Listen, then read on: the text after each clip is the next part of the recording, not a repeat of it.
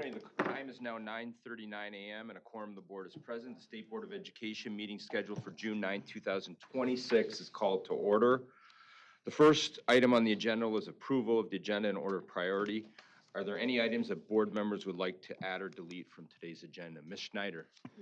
Mr. Chairman, I move to amend the agenda. Let's see.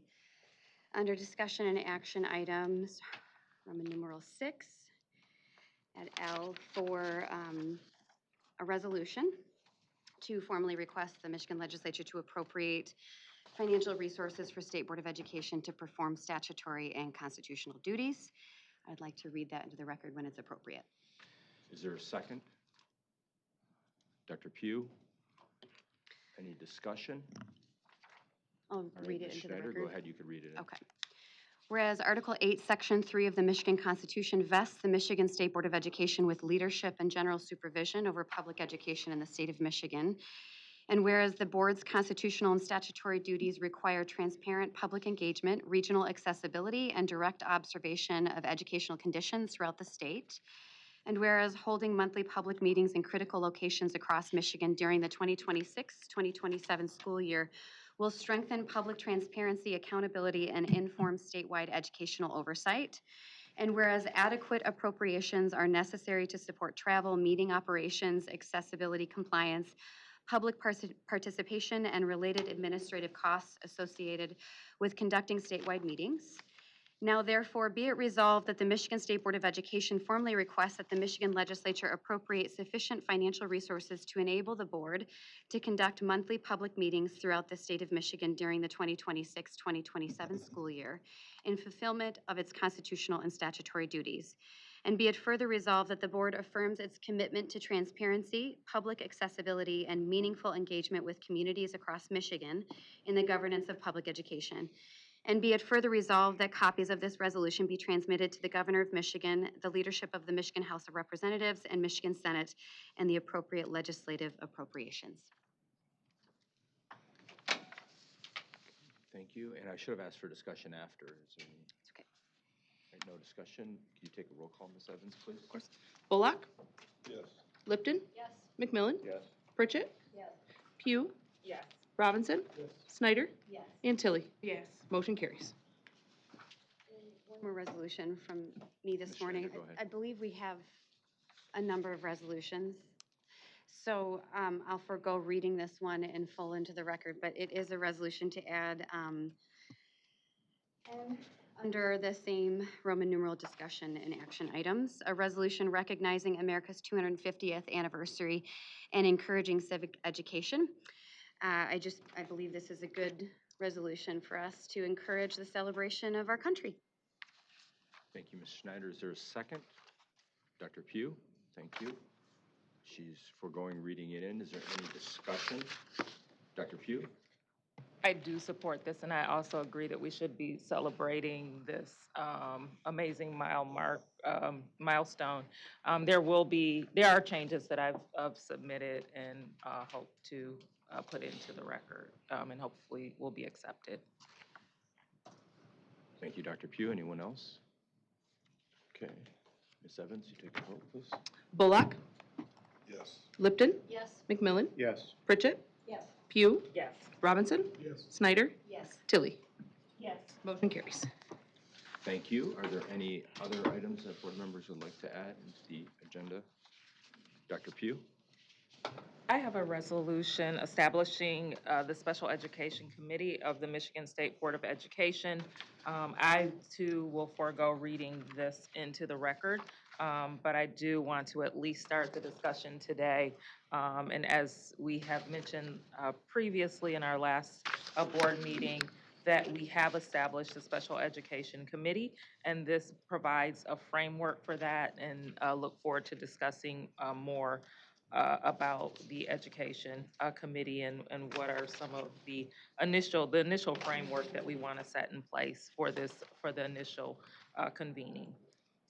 Thank you, Dr. Thank you, Mr. McMillan. Support. Any discussion? Hearing none, Ms. Evans, can you take the roll call vote, please? Bullock? Yes. Lipton? Yes. McMillan? Yes. Pritchett? Yes. Pugh? Yes. Robinson? Yes. Snyder? Yes. And Tilly? Yes. Motion carries. Dr. Pugh, you have another agenda item? Yes. Mr. Chair, I do. Let me pull this one up. We have a resolution honoring Dr. Sue C. Carnell, the first Black female superintendent for education for the State Board or for Michigan Department of Education, State Superintendent of Public Instruction. And I think would you like for me to? Yes, should I please, read- if you wouldn't mind, it would Thank be you. greatly appreciated. This is my honor, my complete honor. Let it be known that the State Board of Education proudly recognizes Dr. Sue C. Carnell upon her retirement on July 31st, 2026, following an extraordinary career devoted to children and education for over 45 years.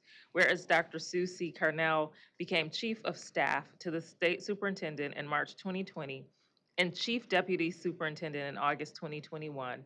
She was appointed interim State Superintendent by the State Board of Education on September 9th, 2026, serving until December 7th, 2026, and returned to the Chief Deputy Superintendent position until her retirement. Dr. Carnell served as interim state superintendent, becoming the first Black woman to be the state school chief in Michigan, providing leadership within the department until the appointment of Dr. Glenn M. Maleko as state superintendent. Dr. Carnell brought a wealth of educational and leadership experience to the Michigan Department of Education, as she was previously superintendent of Westwood Community School District, deputy superintendent of Detroit Public Schools, and assistant director of special education and principal in Southgate Community School District. Dr. Carnell previously served at the Michigan Department of Education as director of the former Office of School Excellence and the former Office of Community Services. She also served as education policy advisor for former Governor Jennifer M. Granholm and worked as group executive for former Detroit Mayor Dave Bing. Dr. Carnell also was a special education teacher for 9 years for Inkster Public Schools. Whereas Dr. Carnell earned a bachelor's degree of science in education with distinction from the University of Michigan, go Blue, a master's of art in learning disabilities from Eastern Michigan University, and a doctor of philosophy degree in education leadership from Eastern Michigan University. Whereas Dr. Carnell has devoted her career to serving the children of Michigan with unwavering dedication, passion, and grace, improving outcomes at both the local and state levels. Now, therefore, be it resolved that the State Board of Education offers its deepest appreciation and highest regard to Dr. Sue C. Carnell for the expertise and commitment she has shared with Michigan students, their families and caregivers, their schools and districts, and the Michigan citizens whose lives have been touched by her work. And be it further resolved that the State Board of Education extends its warmest wishes to Dr. Sue C. Carnell for a well-earned retirement filled with joy, good health, and meaningful time with family and friends. Thank you, Dr. Pugh.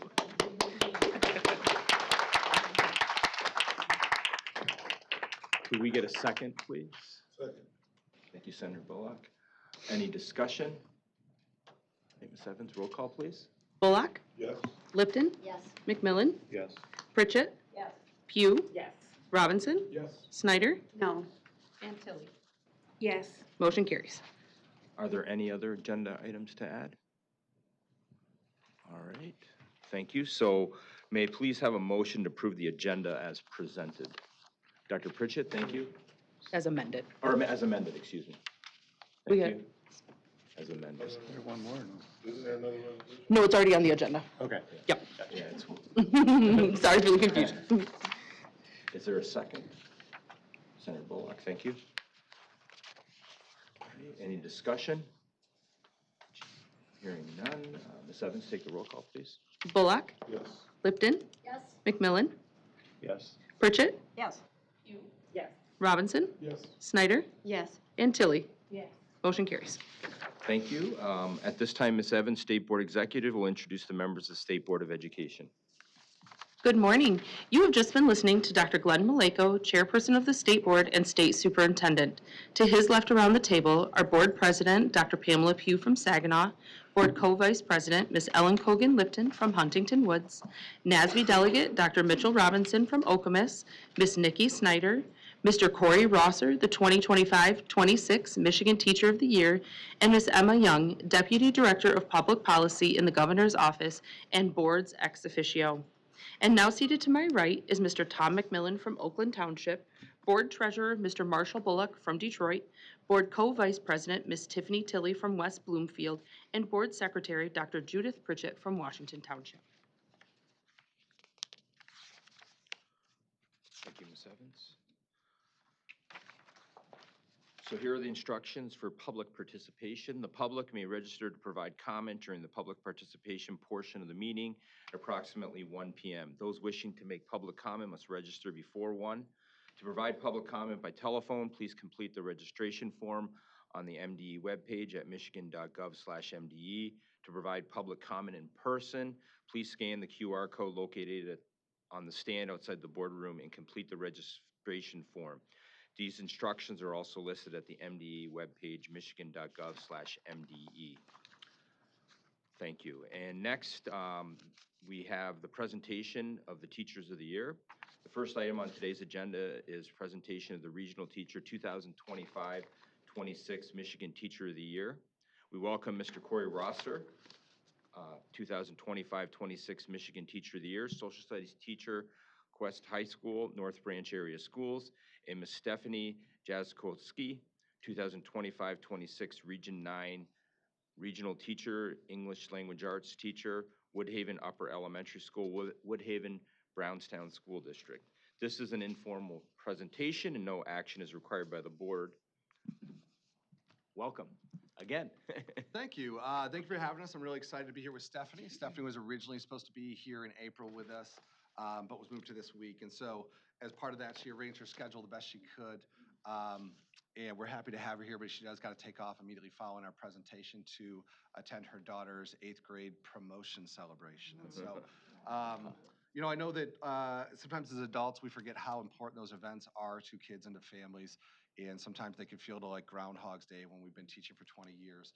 But it's a great reminder having Stephanie here to see how important those types of events are, those rites of passages, and just the mental transition students make as they move from one building to the next. So with that, I'm going to let Stephanie, yeah, absolutely. So I'm going to let Stephanie introduce herself. Hi, I'm Stephanie Jaskolski. I currently teach 6th grade language arts in Woodhaven Brownstown schools. I have been teaching 17 years after this year, and currently I'm a teacher mentor, I'm a union representative, and most importantly, what I feel like I'm most proud of is that I am the Ed Camp district facilitator in my district. All right, and so go ahead. All right. So a little bit about me. I currently teach just ELA, which I absolutely love. It gives me an opportunity to focus on growing students' reading and writing, which is we all know, something that's very important right now. And in addition to that, I just transitioned to a new building, which I absolutely love. It gives me an opportunity to have all the 6th graders at the same time so that I get an opportunity to meet everybody through one role or another. When you look at our districts compared, North Branch Area Schools, as you well know by now, is a rural farming community that's mostly homogeneous, mostly white students. And we have a large percentage of our students on free or reduced lunch. And so Stephanie's district is a little bit different. It's about twice our size, much smaller geographic area, being just south of Detroit. So there's different challenges. They enjoy more diversity there, but they still do experience some of those socioeconomic challenges with their students that we do as well. Okay, so today I wanted to talk about teacher-led ed camps and thinking that if one solution to what we teachers feel are some of the 3 biggest challenges with professional development, and that would be cost, culture, and classroom impact. And can we do something about it with the leaders that are right in our classrooms currently? So, this one? All right. So the question that we ask is, can we take advantage of this expertise that we already have in our classrooms by utilizing teacher-led ed camps in our buildings today? So what we know of current professional development in many districts is that they are often led by administrators or consultants, people that are not currently in the classroom or have not been in the classroom for several years. In addition to that, the topics are generally set. They're top down. They don't transfer into the classrooms for teacher to use. And in addition to that, this is also limiting the opportunities for teachers to become leaders in their building and in the district. When we look at teacher-led ed camps, from the way that we run it, they are led by practicing current teachers, and we are able to give teachers sort of a menu that they can choose from on the topics that they feel will benefit them the most in their classrooms for the upcoming year. And in addition to it, it's low cost. It uses the in-house expertise teachers, and it also builds strong leadership skills that teachers definitely deserve and need. We know that the motivation for professional development right now, if we look at the chart, it's mostly because it's required in order for renewal. And with that being said, if we look at I enjoy learning, it's all the way close to the bottom.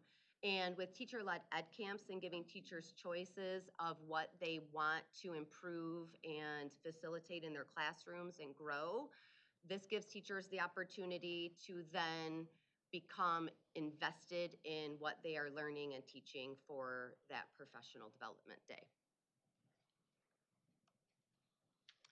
Teacher-led ed camps prioritize teacher voice. Teachers also feel that it boosts the autonomy and allows them to seek support from fellow teachers in the district, and also becomes engaging and flexible. The reason that this is so positive for teachers is that when we are learning from each other, we have the support immediately available in our buildings.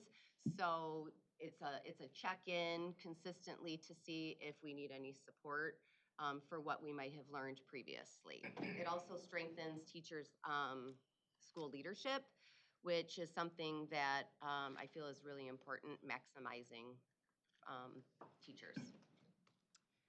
This also does align with Michigan's top 10 strategic education plan. Having teacher leaders does increase the number of certified teachers that will stay in the buildings and stay teaching, which does help the growth of teacher shortage currently. I'm going too fast, right? No, Okay. no, you're good. Okay. And to discuss a little bit about involving the traditional professional development.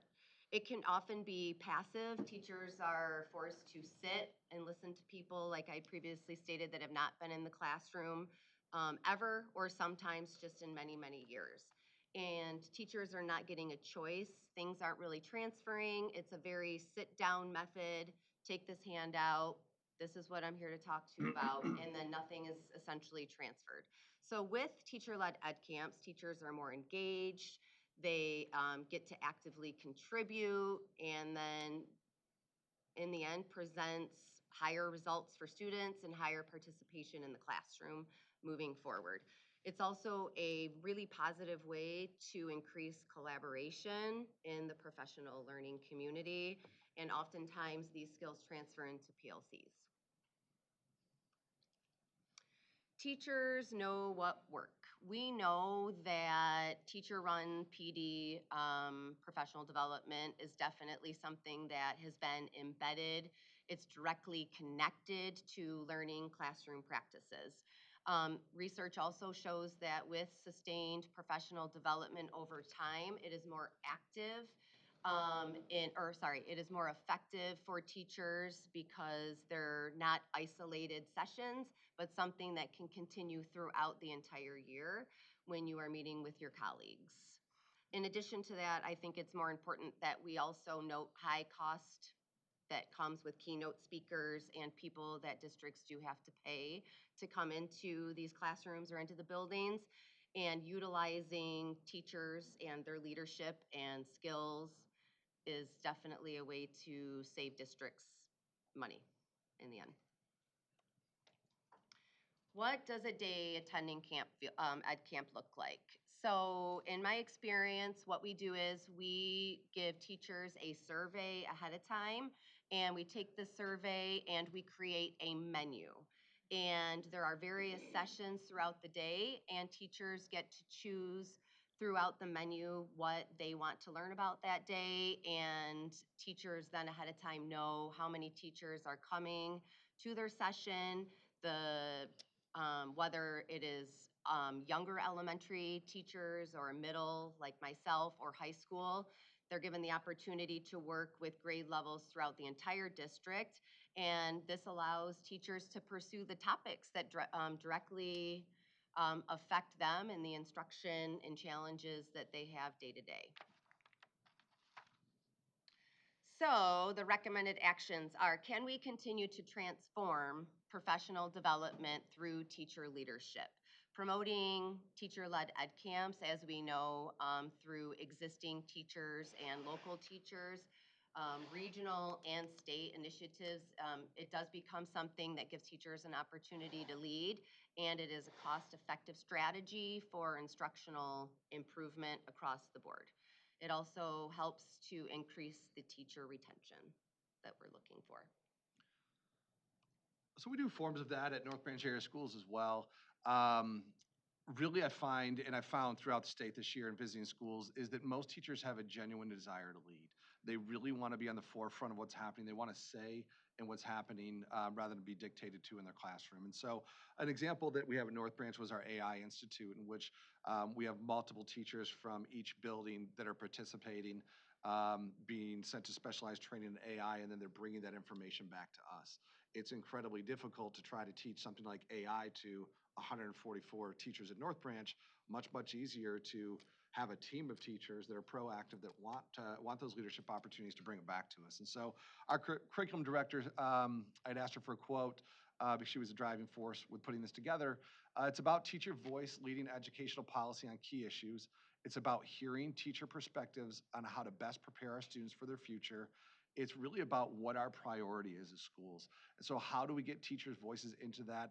And how is this important for our students? How does this meet our board's goals? And so those are the questions they ask when they prepare PD for us. And so I want to touch again on something that Ms. Jaskolski mentioned. A lot of professional developments through the course of our careers have been sit and gets. You sit, you listen for 7, 8 hours, they hand you stuff on a Friday. Grades are due by Friday at 8 p.m. And then Monday you get a new group of 150 kids throughout 6 or 7 different classes. And you just don't ever use that PD. And so asking these questions specifically, not just in teacher ed camps, but in all the PD we do, asking those questions helps make sure that we're doing something that teachers can actually utilize and use in their classrooms on a daily basis. And so it was amazing to learn more about them from Stephanie, and also to see the way our district is using them in ways to show leadership in upcoming technology. So I want to transition to some updates. So obviously some of these updates are a little bit older because we were supposed to present in April, but some of them still hold true. And so we're still working hard with the Michigan Teacher Leadership Advisory Council. Our last meeting is June 26th. We're going to submit our final project, and we've chose to focus on how to mentor mentee programs. And so it's been a fantastic opportunity. You know, as I've met teachers from all over the United States that are state teachers of the year, I hear over and over, oh, I met the regional teachers at our Capitol when they presented an award. I don't even remember their names. I've been really fortunate with the way our program's set up by Ms. Lee, Ms. Rosansky, Ms. Robel. They've done a great job of making sure that we use each other to develop our skills. And so we've been very appreciative of those opportunities and all of the PD they provided through that. As part of the National Teacher of the Year program, still ongoing. And so while this will be the last time that I formally see you guys, and June 30th I'll wrap up, that program will still be extending, it sounds like into early January at this time. So directors and representative teacher education programs, as part of this role too, we've gotten the opportunity to speak to multiple different colleges that are instructing our next batch of teachers. And so just continue to be encouraged with the way they're working together. Obviously there's schools all over the state of Michigan competing for students, but the way they're working together to make sure there's some uniformity and to make sure that they're putting out the best teachers possible for our next generation. Lots of media this year. Michigan Teacher of the Year in the media, writing blogs monthly, which sound like they're going to go to video vlogs next year for our incoming Teacher of the Year, which I'm excited to watch those. Just getting to reflect. It was great in those blogs getting to reflect on why we do what we do and reflect what are the most important parts of our job, because we get so many, and it increases. It seems to increase all the time. The number of tasks teachers are asked to complete outside of just educating students. And so really reflecting on keeping the thing that's important at our core. And so it's been great. And getting to speak, to different people through just interviews, through radio, and different opportunities like that. So, yeah. Do you guys have any questions for Stephanie about teacher ed camps? Ms. Schneider? Well, thank you both for the presentation. I kind of feel like maybe they should go first every time while we're bright-eyed and bushy-tailed, because the information was really, it was new, this concept of ed camps, and I'm very supportive of what you're doing. I'm curious, is it within the realm of what's also required from, statute, like say literacy, like letters? Okay, so it kind of fits in that. It's a model that fits within the statutory requirements of professional development and then offers other options as well. Okay. Correct. Yeah, very supportive. I'm just wondering what we could do to help in that respect to encourage this. I think I think really just putting it out there and giving school districts the opportunity and the know that it is an option, that utilizing the teachers. Teachers in my district love the opportunity to present because, we're all teachers at heart, whether they're teaching colleagues or students. And, everybody also wants to learn. And I think that that's what makes it so strong, is that when we're passionate about something, you're more willing to give it everything that you have. And teachers can tell, when something is working for somebody, what can I do? What can I offer? I'll just add one other layer it may not be what you were here to say today, so I hope it doesn't offend, but there's a sense of, professional development shouldn't become so big that like a district can't run it on their own or afford it. It shouldn't become such a black hole of money, if you will. It should truly be something that local teachers and boards and school districts can figure out on their own if they so choose. Right. So there really should be a model for that, as opposed to the sense of like a bureaucratic overreach of being, okay, we're going to own this professional development thing and then tell you what to do and exactly how to do it. Right. Right? Like And, that's, yeah. anyhow, so I can say that, so I'm going to. And anyhow, I appreciate the model and hopefully we can somehow support it in some way. Yeah, I think a lot of professional development is healthy when you have a little mix of the two. I think there's things that are good for all of us that we need, and we need some uniformity. And I think that it's good that we leave room for local districts to meet some of their local needs their local challenges the way they need to as well. For sure. So there's value in both. You can kind of see that through the literacy laws, right? That there's a massiveness in the concept of what it looks like for letters or similar training, depending on what's chosen, right? Anyhow, thank you. I Dr. appreciate it. Robinson? Yeah, first of all, thanks for this, and I love this emphasis on PD. I think it's critically important. One of the things I always remember from my public school teaching days is our building definition of a consultant was someone who lived more than 50 miles away. So I love the emphasis on keeping this close to the classroom. The best PD is the closest to the ground. It's the closest to what's happening between kids and teachers and among kids, and focused on the classroom, not the one day, what did you call it, Corey? Sit and Get. Sit and get. I always heard park and bark, but I like sit and get. And I think equally important is that it doesn't become just a one-shot deal, that there's ongoing follow-through, there's support, and there's funding for it. So I'm glad that teachers are doing it. I want to make sure that they are treated fairly when they're doing it, and not just have more things added to their plate all the time. So I think that's an important point. We used to have an entire layer of kind of, hate to use the term, middle management, where teachers were in leadership roles, right? We had curriculum supervisors, subject area leaders, facilitators, et cetera. By and large, a lot of that is gone now. Teachers on special assignment, et cetera. So I think that makes this kind of PD and teacher-led PD especially even more important. And as far as like our investment into professional development, I'm always struck by the difference between the business world, which understands that you have to spend money to make money, right? And the lack of recognition that we need to keep on helping teachers improve, helping teachers grow. We don't put enough resources or time or effort into that. One of my brothers is like a vice president for an engineering firm, and we got into a discussion one time, how much money does his company spend on professional development for the engineers, right? And he threw this figure out at me. It was $750,000. And I said, wow, your company spends a lot. He goes, oh, that's not my company. That's my office for 4 people. We spend that much.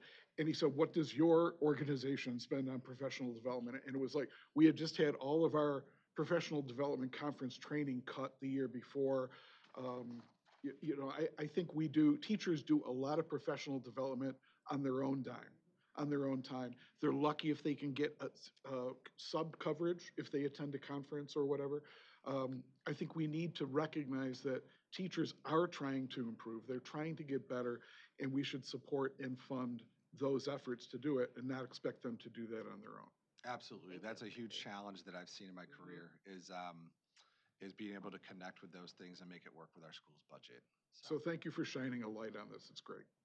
One thing I would like to add, especially for any school administrators that might be tuning in, is there are so many experts in your district. There are so many experts in your district that we don't view as experts, right? Like we view it as Corey down the hall or Stephanie down the hall, and sometimes we lose focus on some of the amazing things that the people within our own building. And just to touch on what Dr. Robinson said, a consultant is anybody that lives more than 50 miles away. And I think in a lot of districts that teachers feel that way. They feel like I could be the expert in the room. I could give our district what we need. But instead we'll pay somebody $4,000 to fly in from Milwaukee to do that. And so there are just so many great things happening in buildings and so many local experts you can learn from and take advantage of those. And we learn more from each other and from people we know. So. Anybody else? Okay, well, thank you. I appreciate it. I support it too. Job embedded professional development, professional learning communities and all that, because you do have staff there that's much more effective. So thank you for the wonderful presentation and congratulations. Yeah, thank you. So we'll move right into B, and this is the final presentation and resolution honoring the 2025-26 Michigan Teacher of the Year. This time is reserved for Mr. Rosser to be able to provide his final presentation for the Teacher of the Year and reflect on his year in this role. Welcome again, Mr. Rosser. Thank Your you. final time. Yes, It's absolutely. always been a pleasure seeing you every month. It went, it's weird because it went fast. It went slow but fast this year did. And there are parts I'm definitely going to miss. And I've had a lot of people say, man, it must be a relief. And there are ways that it will be, but there are so many things and experiences I'm going to miss from this year that are past. It's been great experiences. So I do want to talk a little bit about my experience as a teacher in an alternative education program. And so I think I've shared some bits and pieces of it. The way our alternative program is set up is our students come for us for their academic needs for half a day in my building. And most of my students are afforded opportunities at a local Lapeer County at vocational and ed tech center. And so students are able to get trades that they take to their future. There's a lot of different ways that we connect to our community. I think probably one of the biggest barriers of success for our students is the lack of connections in the community. And so the lack of, I don't know what your life experience was.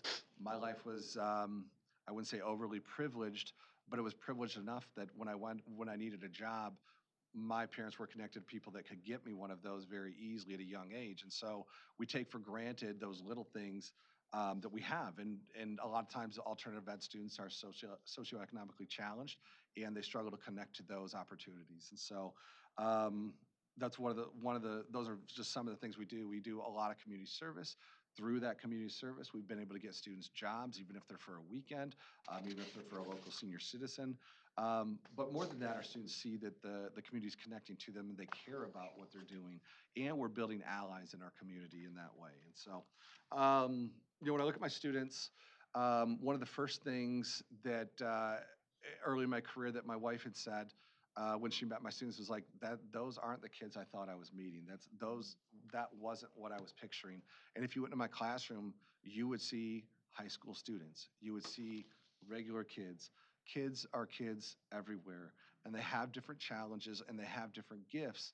And part of our challenge is to overcome those hurdles that they have in an alternative program and really get those gifts to shine. And so we choose to be future focused. Obviously, any academic endeavor at a school, academics and academic achievement are important. But for us, what we really, or for me personally, I would say, what I really judge my success on is the adults that I meet later down the road. And a couple of those adults that you got to meet, I think in early March when we brought some of our former students. Obviously we want them to achieve well academically while they're there, but a diploma means very little if we're not connecting to them some sort of future to support themselves. And so living in a small rural community and being part of a program for 22 years, it's amazing. I stood at our graduation. A couple weeks ago where our speaker of honor was a young man who had actually given a speech as a high school student 20 years ago on the exact same stage. And so to see him happy, successful, great father, contributing member of society, volunteering, and then coming back as a guest speaker for us, offering kids career opportunities, and a step beyond that, offering to mentor them through those opportunities is just probably the most rewarding thing I think anybody could experience. And so, with alternative ed, when we talk about alternative ed, alternative students make up about 4% of our student population. They make up a larger percent than most people realize in their community, because most people that are really active in the community don't always have a lot of contact or work closely with the side of the community that tends to need alternative programs. And so across the state of Michigan, we have approximately 300 dedicated alternative schools and over 150 more schools that have programs within their school. When we talk about what an alternative ed student looks like, it looks like your kids. It looks like my kids. It looks like any kid that had an obstacle that kept them from success. And it's been a pleasure in my community to, I don't want to say a pleasure, probably the wrong word. It's been great in my community to see the resistance when we first started our alternative program over 20 years ago, to seeing so many of those people that didn't understand what we do have either kids or grandkids or nieces and nephews that have now benefited from the program existing. And they see that it's not about bad kids, it's about kids with challenges that schools can't just overcome in a traditional setting. And so a lot of times it is students who are credit deficient. It's students who have moved around a lot of mobility, where you move in the middle of semester and the school you come from isn't giving you credit, the school you're going to isn't giving you credit, and so you miss out on a semester of credit. It's about families with transportation issues.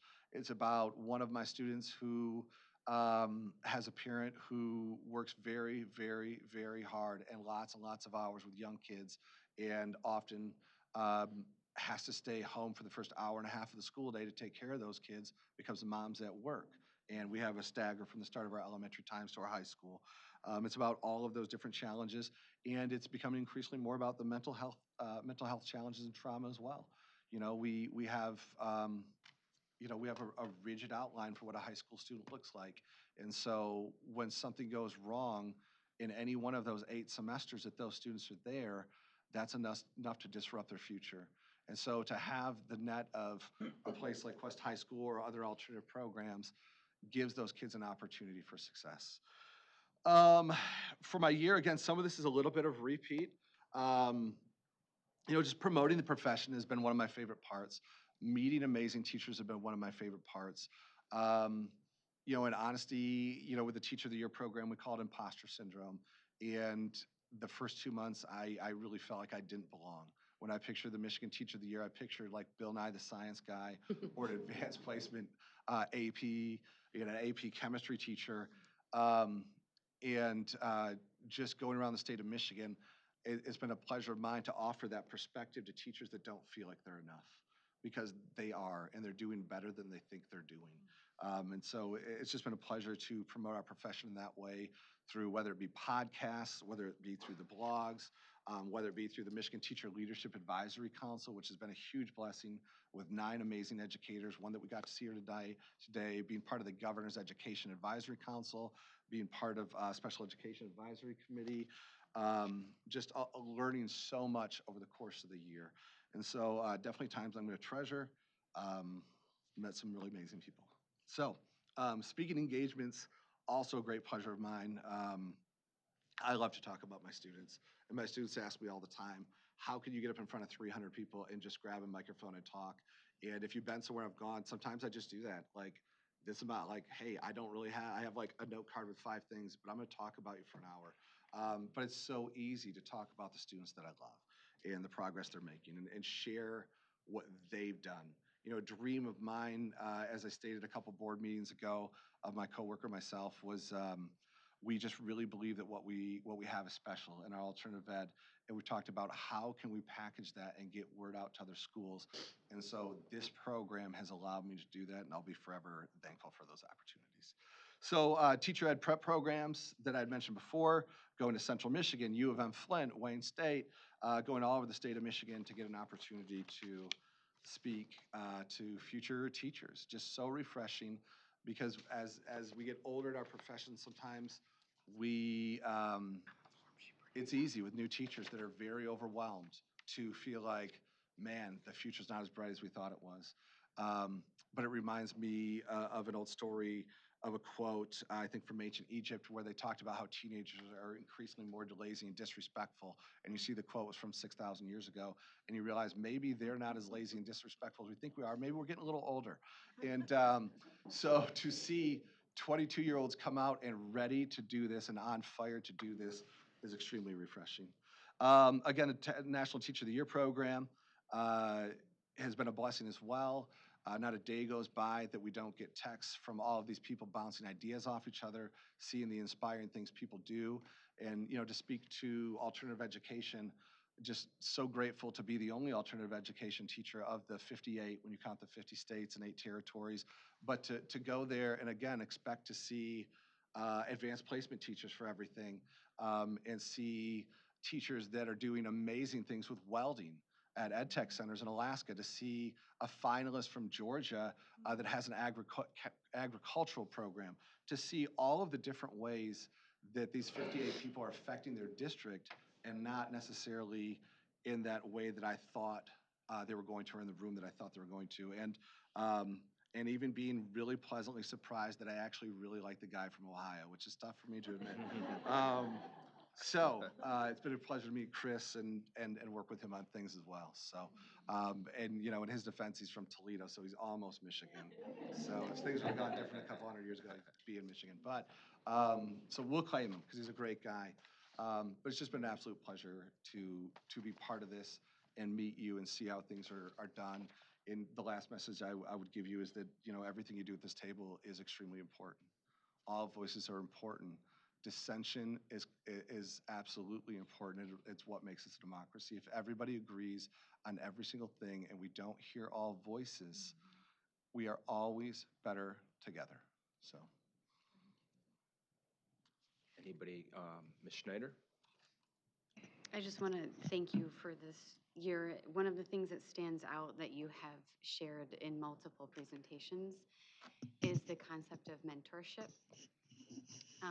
It's very clearly something that's at the center of the heart that you have and what you do.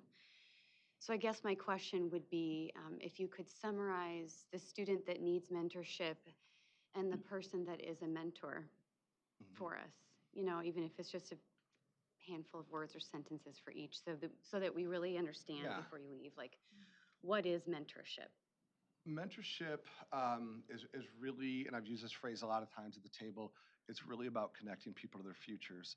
And mentorship doesn't always look like what we think it looks like. Sometimes it's quietly leading by example, and other times it's actively participating in their lives. And a student, regardless if they're a 4.0 student and president of the student council, or if they're struggling, they might need different levels of mentorship.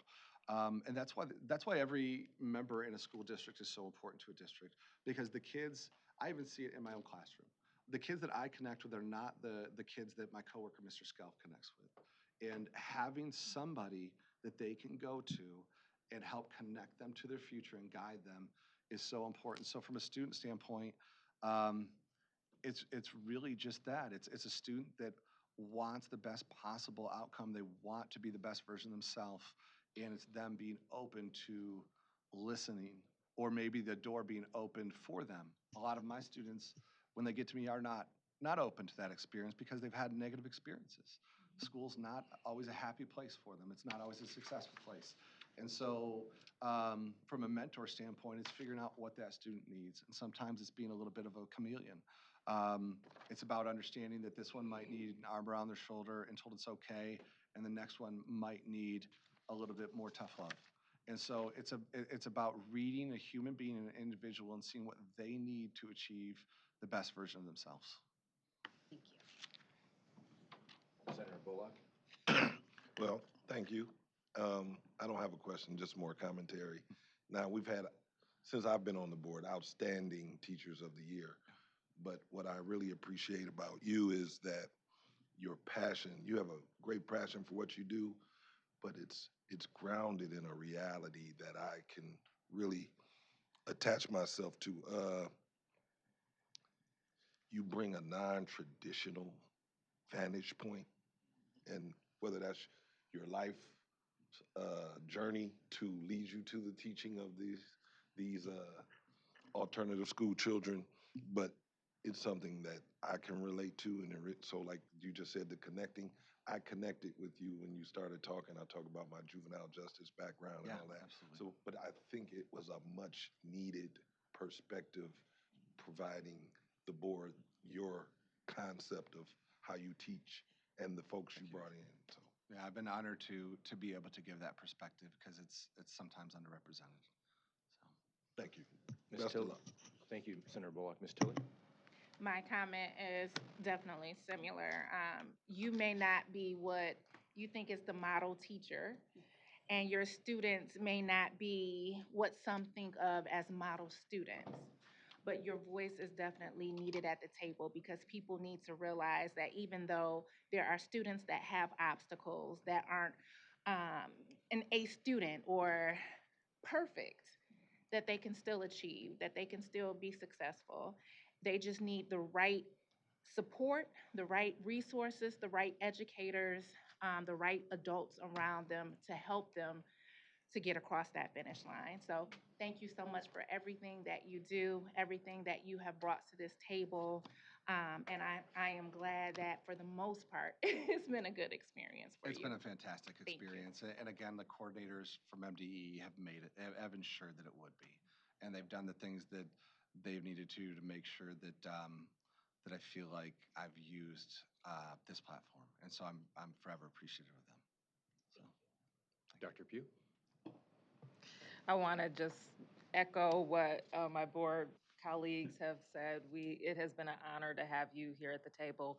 This time always just flies by so fast, and I think that the teacher of the year should be able to rotate around the table. It just feels like we need to be closer to them. Nikki gets to take in all of that energy, but I just hope that I would love for you to come to my community, to go around communities, to be able to share just your spirit of expectation for these children. When we think of alternative schools and some of the experiences that I've seen of children and families where their kids go to alternative schools isn't always that. Yeah. So we need you. We need your voice. And I've learned so much. I have friends who have worked in alternative schools, and there's just a lot that we need to we have to do there, and your voice is much needed. But thank you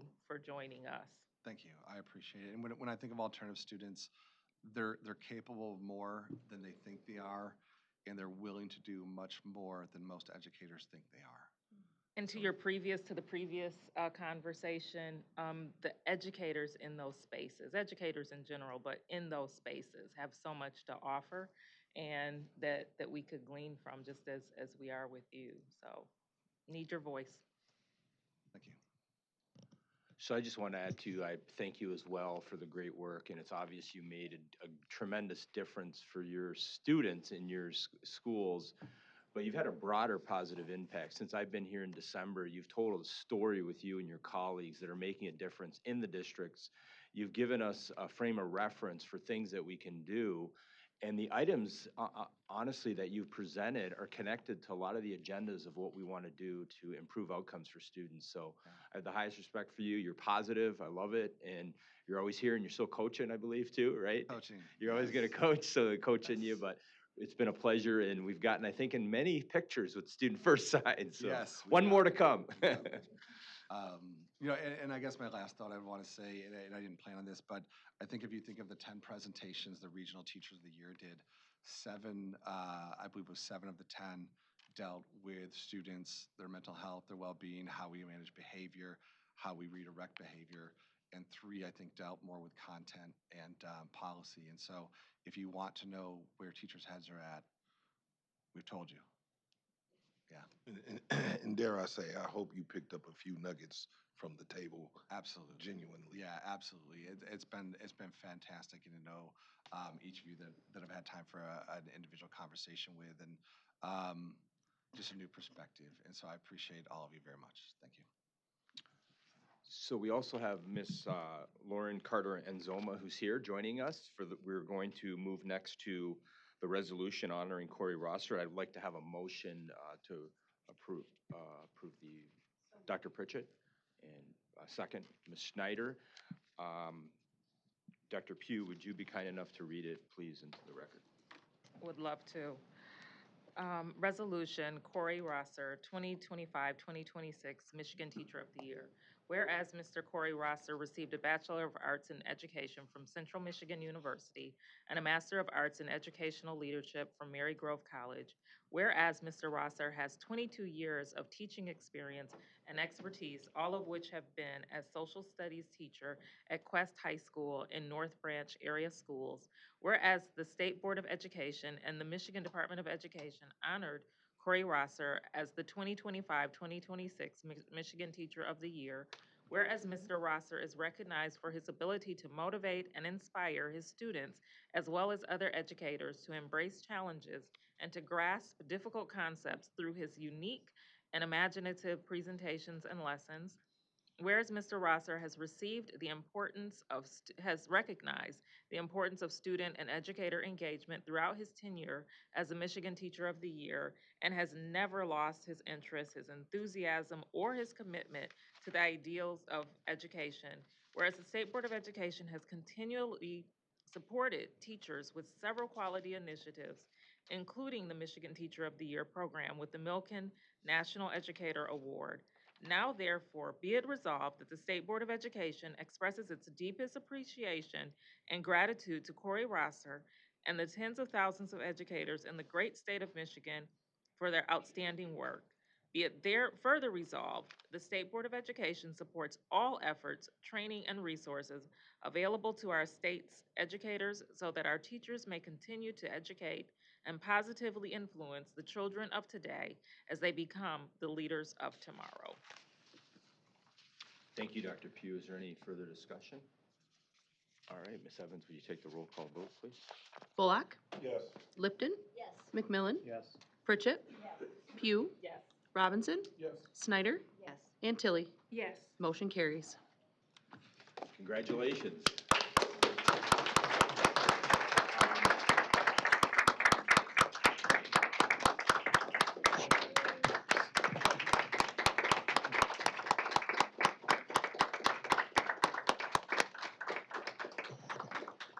I'm going to go over to the other end, and board members, if you'd like to get in the picture with Mr.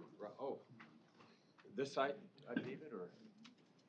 Dave. Do you want to do it here? Okay. If anyone would like to, you're welcome.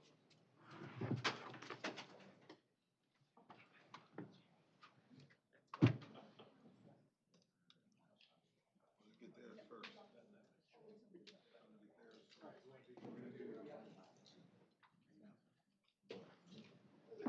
We'll do you three first. Oh, you'll be in it in 1 minute. Oh, are you? Yeah.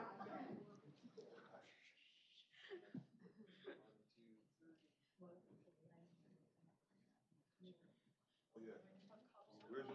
Oh, we got it, yeah, we got it, here we go.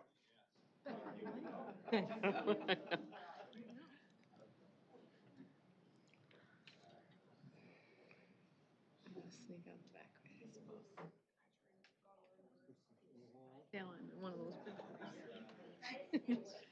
Because you know Dave's got the camera, so he's gonna be like, There's many times where all of a sudden he's standing there, he's like, yes. I vote endorse.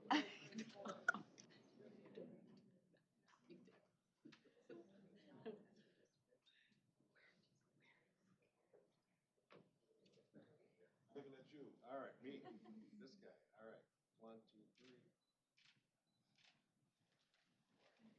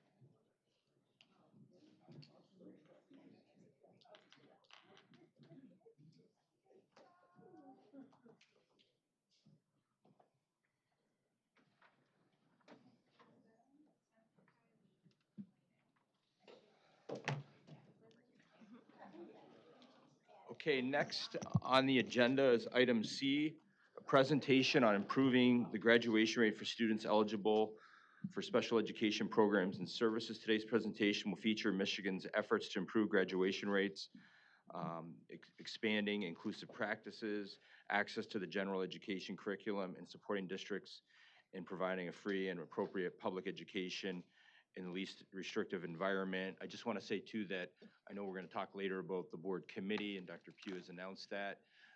And since I started, in fact, before I started, it was one clear concern that I've heard is how can we improve outcomes for special ed students, both prior to starting when I was appointed until I came in December, and just listening to the community that we need to work together to improve things within the department and partnering outside the department, working together. And so we're excited to do that, to do the work, because we need to for the sake of all of our students. So I want to welcome Ms. Lauren Carter Enzoma, Deputy Superintendent, Division of Educator Excellence, Career Technical Education, Special Education, and Administrative Law. And that's one of the reasons you're hired, for what I just said, to improve the outcomes, right? It's a big task, and we're excited to have you. Dr. Delsa D. Chapman, Deputy Superintendent, Division of Assessment, Improvement, and System Support. And Ms. Chantel Mosden, Education Consultant Manager, Office of Special Education. This is an informal presentation, and no action is required by the board. Thank you. I'll hand it over to you. All right, thank you so much. Pleasure to be here. We're going to start with, next slide, please. Oh, okay, I got you. All right, I got it. All right, we're going to start with the guiding principle of our Michigan's top 10 strategic education plan goals, and we are focused on goal 5, increase the percentage of all students who graduate from high school. While we're all familiar with the vision under Michigan's top 10 strategic education plan, we want to set the context for today's discussion. by reading it and emphasizing that every learner in Michigan's public schools will have an inspiring, engaging, and caring learning environment that fosters creative and critical thinkers who believe in their ability to positively influence Michigan and the world beyond. We're going to overview definitions so that we have some common context for the discussion, review the current landscape for students with disabilities, discuss outcomes for students with disabilities as they stand. We'll review free and appropriate public education, or FAPE, in the least restrictive environment, and we use the term LRE, and then discuss strategies to improve the graduation rate for students eligible for programs and services, discuss next steps, and then review current Michigan Department of Education resources. The definitions we're operating from today. Disability, a student identified as having a qualifying disability that impacts learning and requires specialized supports and/or specially designed instruction. Individuals with Disabilities Education Act, or IDEA, as you may see, a federal law that ensures special education services for eligible students. Individualized Education Program, many people think it's plan, but it's program, is a written statement for each child with a disability that is developed, reviewed, and revised in a meeting in accordance with IDEA. Free and appropriate public education, or FAPE, which is individualized services provided at no cost and aligned to the student's IEP, which is developed as a data-driven document. And then least restrictive environment, or LRE, the setting where the student receives FAPE alongside non-disabled peers as much as appropriate. With that understanding in mind, we're going to dig a little further into that definition as identified under IDEA. And it reads, disability is a natural part of the human experience and in no way diminishes the right of individuals to participate in or contribute to society. Improving educational results for children with disabilities is an essential element of our national policy of ensuring equality of opportunity, full participation, independent living, and economic self-sufficiency for individuals with disabilities. And that basically means that we have an obligation to ensure outcomes for students with disabilities are positive. And I'm going to hand it to Dr. Chapman. Thank you. You can sit right there Oh, so you you can can hear? push that forward. Oh, I button. sure will. All right, thank Is your mic on? Testing. I think it is. Okay. Okay. All right. So the current landscape, this section of our presentation will highlight data points specific to the M-STEP proficiency rates for 11th grade students with disabilities, specifically in reading and mathematics. Highlights will include the impact of graduation rates, post-secondary enrollment, and yes, the dropout rate when barriers such as suspension out of school in PEDS FAPE, which is free and public education, along with LRE, or the least restrictive environment. Here we see reading proficiency for 11th grade students for general education students on the top line at an average of 52% in comparison to the students with disabilities over the same time frame on that bottom line, averaging only 13%. You will notice that this is data from a 5 academic year period starting in 2020 and ending in 2025. Moving on to mathematics. For mathematics, the 11th grade proficiency rates for both general education students and students with disabilities are lower than our reading proficiency rates for this group of students. The general education student math proficiency has an average of 29%, whereas students with disabilities show an even lower average at 4%. With that tone set, we now will focus on a barrier that impacts outcomes for students, specifically grade 9 suspension. Here we will share this likely barrier as attributed to the 11th grade proficiency results that we just highlighted. 9th grade suspension, as exhibited here, has a direct impact on the four-year dropout rate, the graduation rate, and the college enrollment rate. Taking a closer look here, you will notice that with 0 suspensions, there is an 11% chance of dropout in comparison to 4 or more suspensions, revealing a 40% chance of a student dropping out of high school. Relative to graduation for students with disabilities, with 0 suspensions, there is a 61% chance of an on-time four-year cohort graduation in comparison to students with 4 or more suspensions, and 18% chance of graduating with their four-year cohort peers.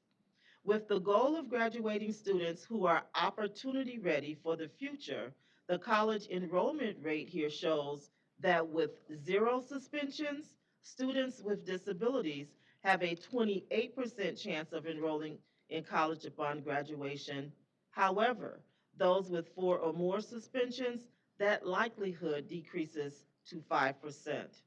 With these data points in mind, we will now share strategies that supports a learning environment so that those in grade 9 and beyond will not be affected by these adverse outcomes by way of alternatives to suspension. The focus on grade 9 suspension is shown because we want to really take a close look at how that early journey in high school can impact student outcomes relative to the 3 points that we're highlighting today: the graduation rate, the dropout rate, and post-secondary education, as just shared. Our goal as a team is to limit and ultimately halt the removal of students with disabilities from their learning environments when applicable.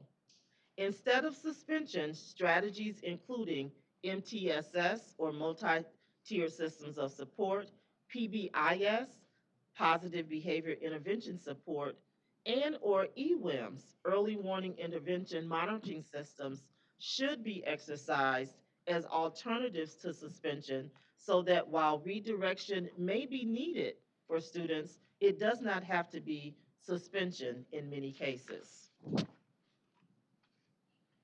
Building on the data that has been presented, we will now share what should be the strategies promoted and provided to all students, including students with disabilities. Before sharing those strategies, let's take a look at the intended outcome for all Michigan students who graduate. Here you see the Michigan profile of a graduate.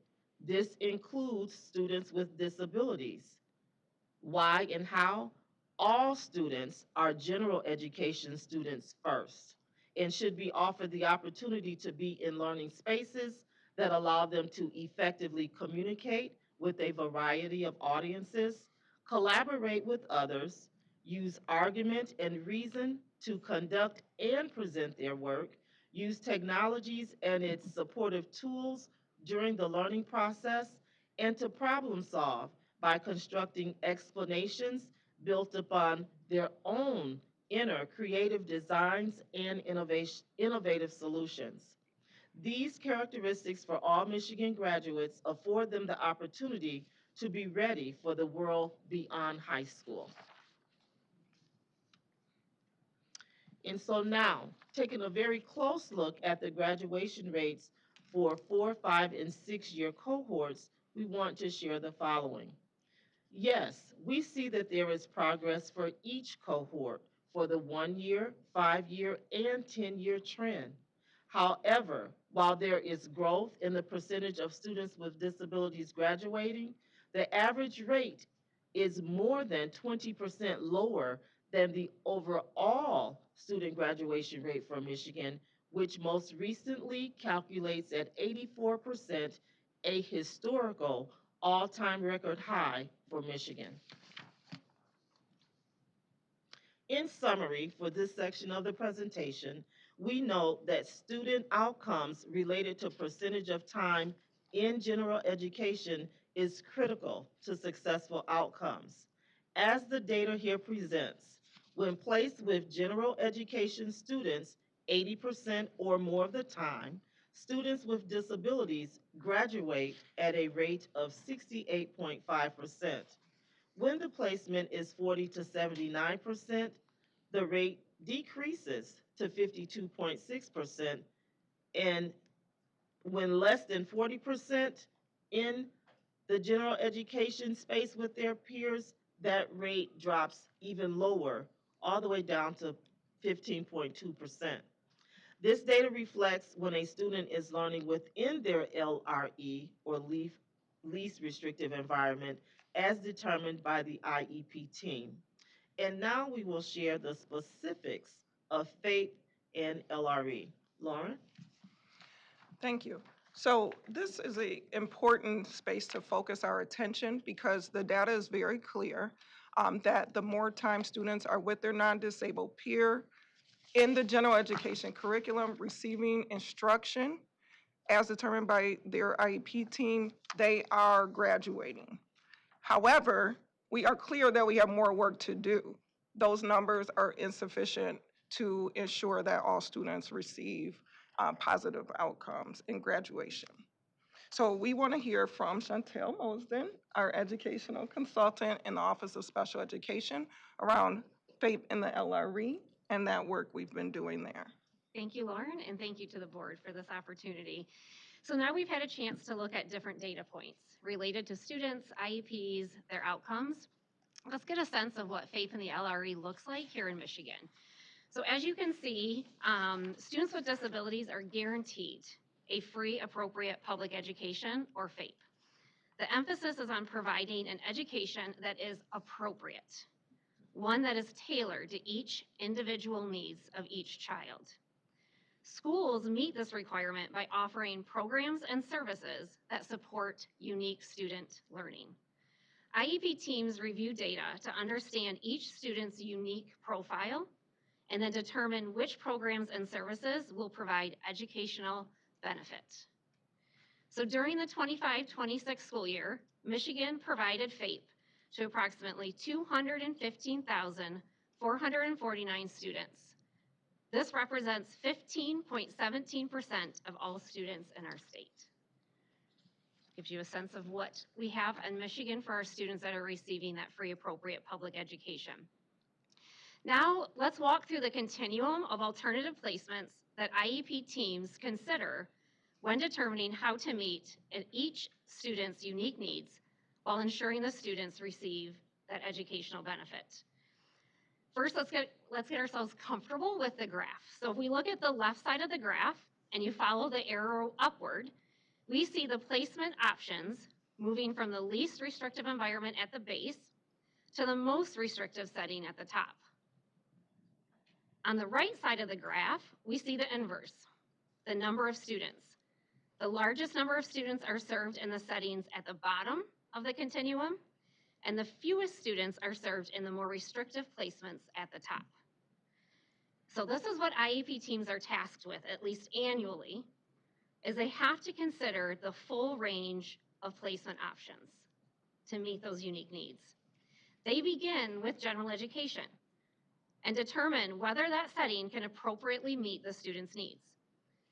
They use data that describes the student's unique learning profile, such as performance information, different skill levels, and content that the student is expected to work towards.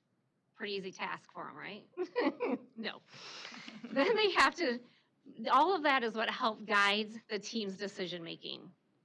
The data helps the team determine whether the student will make progress toward grade level content expectations or toward alternate content standards. That decision also informs the statewide assessment that students will participate in.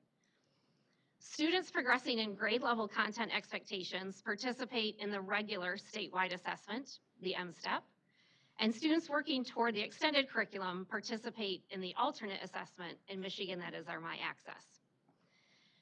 So all of these things the team is looking at, they also have to use guides from instruction, so the general education teacher, parent participation, progress monitoring to guide the decisions about the student's overall course of study. This includes whether the student is working toward a regular high school diploma or a certificate of completion.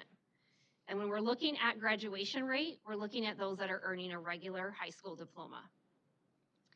Improving graduation outcomes for students with IEPs depends on increasing the number of students who are instructed in and supported to meet grade level content expectations. When we examine the continuum on the screen, the lowest 4 placement options include instruction that is aligned with the grade level expectations. So these include general education, where the student participates fully alongside their peers. It includes general education with consultation. This is a setting where the student participates fully in general education and a special educator consults with the general education teacher. And then we have general education with supplementary instruction and services, where the student participates in general education with additional specially designed instruction that is provided by the special educator. And we also have the resource program. Students participate in general education, but also receive supplemental specially designed instruction in the general education setting or possibly in another location, which the IEP team determines. Today, our focus is on increasing the number of students who are able to receive instruction aligned with grade level content expectations delivered by general educators with the appropriate support and services to ensure success. And while it's important to examine each of these options within the placement continuum, we need to understand that students are not excluded from participating in the general education curriculum, no matter where they are on the placement. However, we're focusing on where the majority of our students who are on high school diploma are located. All right, so one of the activities that the MDE Office of Special Education is engaging in is our FAPE and the LRE capacity building visits. So a quick little background, in July of 2023, the Office of Special Education Programs, which is within the U.S. Department of Education, released updated guidance on states' general supervision responsibilities. So this guidance, although we all know we love receiving guidance, this did provide us a great opportunity to engage with our IDA subrecipients in a new, more collaborative way to improve the outcomes for students with IEPs. So in Michigan, our intermediate school districts or regional educational service agencies, they are the subrecipient of the IDA grant. We all know when we get grants and we get money, with it come assurances. And one of those is that we will partner differently together to improve the outcomes for our students with disabilities. So in order to do this, the Office of Special Ed looked at a lot of the data that you have seen today, and we worked with different stakeholder groups to develop the FAPE and the LRE capacity building activity. What this activity does is it organizes our ISDs into cohorts. So each cohort is going to contain 9 to 10 ISDs, and to date, 2 of these cohorts have completed the building visit portion of the activity. So what does that mean? We have visited 19 ISDs. We've gone into 186 member districts where we all get to go to the whole why of why we do this and get to see the students, get to see the bulletin boards and all of that. And we've conducted 1,964 data gathering interviews with educators. And that includes our time talking with general education staff, which we often don't get an opportunity to do. The information collected during these visits, which included time with the ISD's Parent Advisory Committee, they inform the next phase of this work. So it's not done after the site visit. The next phase of this work uses improvement and implementation science, specifically a data use and action process, to guide system improvement. The key here is we're emphasizing a sustained partnership between the MDE and the ISDs and their member districts, supported by an ongoing technical assistance system. So we're walking together through this. We're problem solving it together, providing that technical assistance as we go. Building on the information from the visits and through continued collaboration, each ISD will develop 30, 60, 90-day action plans. These plans are grounded and shared challenge statements are designed to improve supports that incrementally lead to progress for improving students' outcomes. The action planning process includes participation from local districts, parents, schools, their school staff, and educators. The key to this is ensuring that the work is informed by those closest to the students. So as part of this capacity building work, the MDE established 3 key goals. It's important to note that each of these centered on strengthening our partnerships with intermediate school districts and member districts. First goal, we aim to ensure that everyone clearly understands the requirements of the IDEA. And in case you're curious, there are 755 of those requirements. So you can see why it takes all of us working together. Second, we work collaboratively to verify that these requirements are being implemented correctly and consistently. This involves examining data, reviewing practices, engaging in open dialogue with ISDs and districts about what is working well and where additional support is needed. And then third, we partner with our ISDs to identify and address areas for improvement based on the unique needs of each ISD and its member districts. This approach ensures that the support is not a one-size-fits-all, but rather responsive, targeted, and informed by local context. With this foundation in place, I will now turn the presentation over to Lauren, who will share additional strategies focused on improving graduation rates. So you've heard a lot about where we are and what we've been working on to support the work that needs to happen to improve student outcomes. And so now we're going to talk about what we've done with that information and data that we've gathered from these visits and our conversations with our partners. So out of those discussions and those data reviews, we have identified the following areas of focus.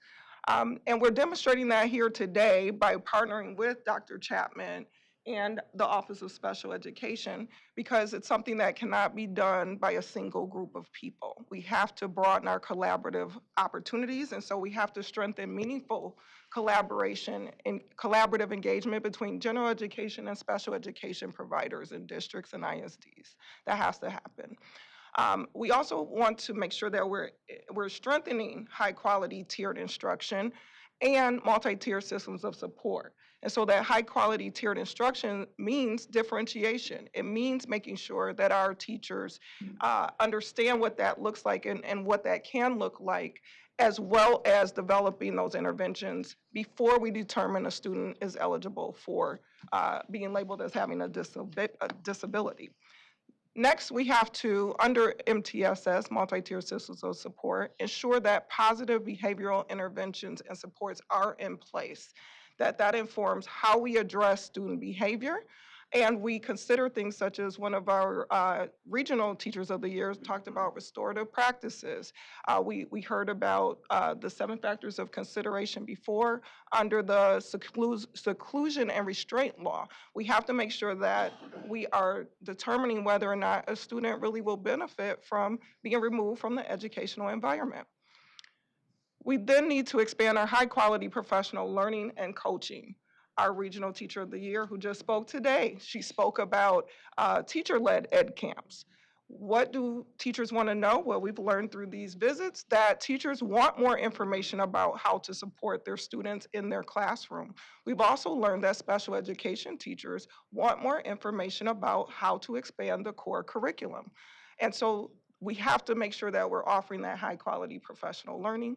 And then improve high-quality individualized evaluation should we get through multi-tiered systems of support and intervention and determine that we do need to go further. Those evaluations have to be thorough. They have to be comprehensive. And we need to improve meaningful IEP development sequences. That means from start to finish, considering all the data at the table with all the partners at the table, general education being core in that discussion, as well as parents. And then making sure that parental engagement and learning is authentic and deepened. They are required participants anytime we are developing an IEP or a specialized plan of instruction for students, and we have to expand that opportunity for parents as partners. So what will we do now that we have those areas of focus? We now have to, again, expand the ongoing discussions with a variety of stakeholders, including this board and our partners throughout professional organizations and advocacy groups, as well as with our research organizations and universities who can support that effort. And finally, we want to expand the work that we have out there. We have a lot of guidance, we have a lot of training, but we need to make sure that it's easily accessible and identifiable. We've learned that it's spread throughout multiple web pages. We need to first start with making it easy to access. So we do plan to focus the guidance and resources that exist into a web page that emphasizes improving the graduation rate for students with disabilities. These have been intentionally curated to present here today around Goal 5. And we're starting with the profile of a graduate. For districts and ISDs who want to go deeper, that information is available on the website, but we have it here. We also have listed the MIMTSS Technical Assistance Center, the Dyslexia Handbook, specially designed instruction, personal curriculum, which we have to deepen for our students with disabilities, the understanding and implementation in districts, as well as transition planning for those students, including educational development plans, which inform whether or not a student actually can benefit from a personal curriculum, and then that would fit into the transition planning section of the individualized education program. And so further guidance around development of those IEPs as well as graduation guidance. And then Michigan Integrated Continuous Improvement Process, MyKIP, and you heard Dr. Chapman speak about EWIMS, Early Warning and Intervention and Monitoring System. What is it? How can we utilize that in districts and ISDs and RESAs? And then how can I become a special education teacher? We never want to leave that off the table because some general education teachers have the credential but don't use it. We know we need more. There's an opportunity here. We don't want to take from our partners in general education, but we're saying that there's an opportunity to deepen learning there. And then we'll include the alternative routes to teacher certification or endorsement. So all of these are starting points for further discussion, deepened discussion and engagement within ISDs and districts. And this is just where we're going to begin with reviewing this guidance with our partners, determine if there's a need for update to that guidance, and then making sure that it's relevant and current to the task at hand. Thank you so much. Back to you, Dr. Maleko. Thank you. Is there any comments or questions from board members? Ms. Lipton? Thank you. Thank you so much for a really great sort of overview, but also a deep dive into sort of some like level setting in terms of special education. So I really appreciate that very much. I have a number of questions, and I'm just going to refer to the slides that I think are most relevant.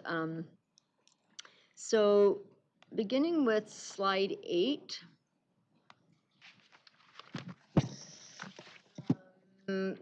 regarding reading proficiency comparisons, M-STEP for students with disabilities at 11th grade.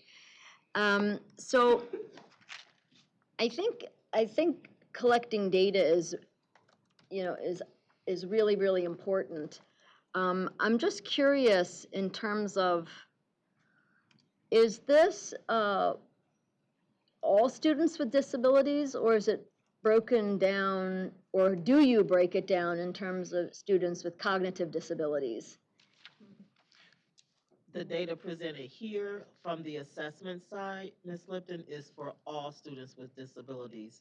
There is likely more extensive work that is carried out by Lauren and her team where they do break that down. Yes. Okay, so you do have, not on this slide, but you do have data that drills down more into not just all students with disabilities. I assume that that's something that needs to be collected, but then you're also looking at particularly students with cognitive disabilities, because that might affect the way that they test, for example. That is correct. Okay. And so there's clearly, I think, just from my observation of this, clearly the differential between the solid blue line and the dotted red line is, dotted orange line. So is the goal to reduce the gap between those? Yes. Okay. And is, based on what we know about what other states are doing, are there any states that have actually, where that differential is completely closed? I'm just curious, do we know?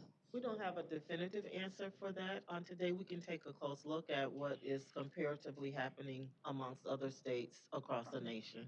Okay. I'm just curious, if there's an aspiration to close that, it would be, I'm just, curious if there are sort of other models where that gap is smaller, Yes, we will hypothetically. review. Okay. In slide number 10, I think this is also a really important slide, particularly in the sort of the inverse relationship between the higher the number of suspensions and the decrease in college enrollment rate.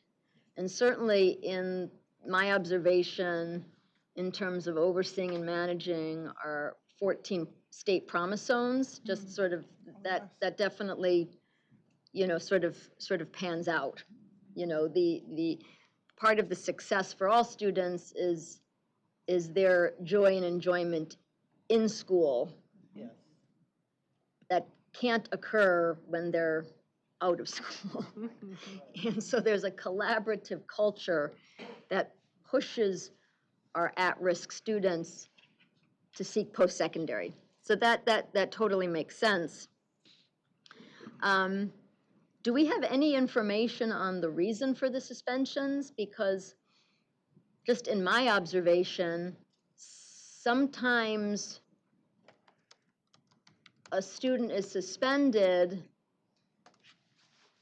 for maybe what I would call something like, like violent behavior, or, bringing a gun to school or something like that, where a suspension makes sense, whereas, potentially, whereas in a lot of instances, a student is suspended simply because that's just the policy. Like, you talked back to the teacher and you were sassy and that type of a thing. So do you have any information about the reasons for the suspensions, or are you looking at like all suspensions are created equal, all behaviors are created equal? So there is data that is collected at the local level, and that data, we do have access to that when working, as Chantel said, very collaboratively with our ISDs and the local districts. But we also have backing, Ms. Lipton, through statute that requires us and school districts to consider the 7 factors. And so through training, through intentional support from us as the SEA, local school districts know that if you're going to suspend, you must follow those 7 factors. And as you stated, Ms. Lipton, there are times when there are situations or incidents of occurrence that will require a suspension. However, as I shared earlier, and including taking a close look at those 7 factors, you need to be seeking alternatives to suspension so that the student can stay in the learning environment while receiving necessary support. Actually baked into state statute. The 7 factors, yes. Okay, awesome. Thank you. Thank you for uplifting that. I'm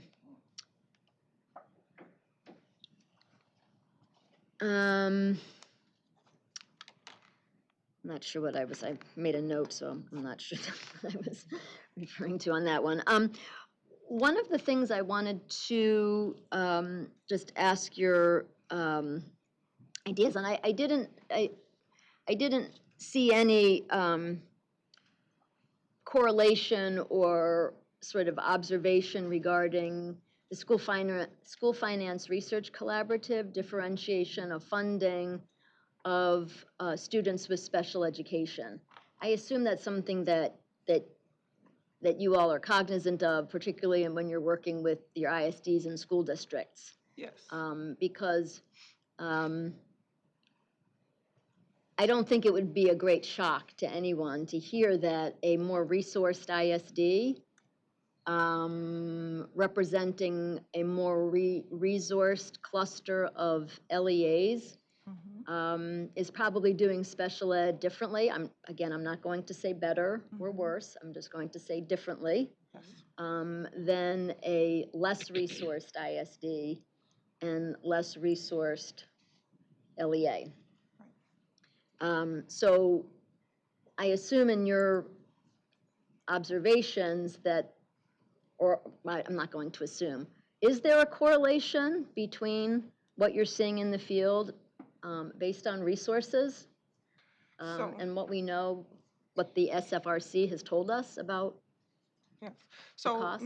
we have not looked at a direct correlation, but we do recognize and understand that underfunding in special education has been a longstanding issue, and it is something that we continue to work with our partnerships to address, and the State Department is committed to addressing that through our work here.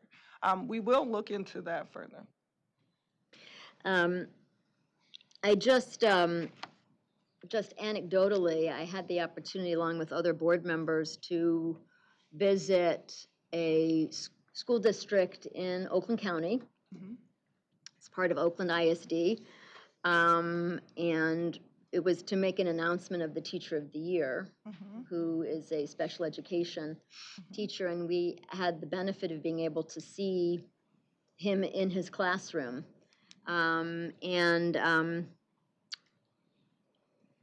Just the infrastructure that he had to work with, I'm talking about just the physical infrastructure and the layout of the building,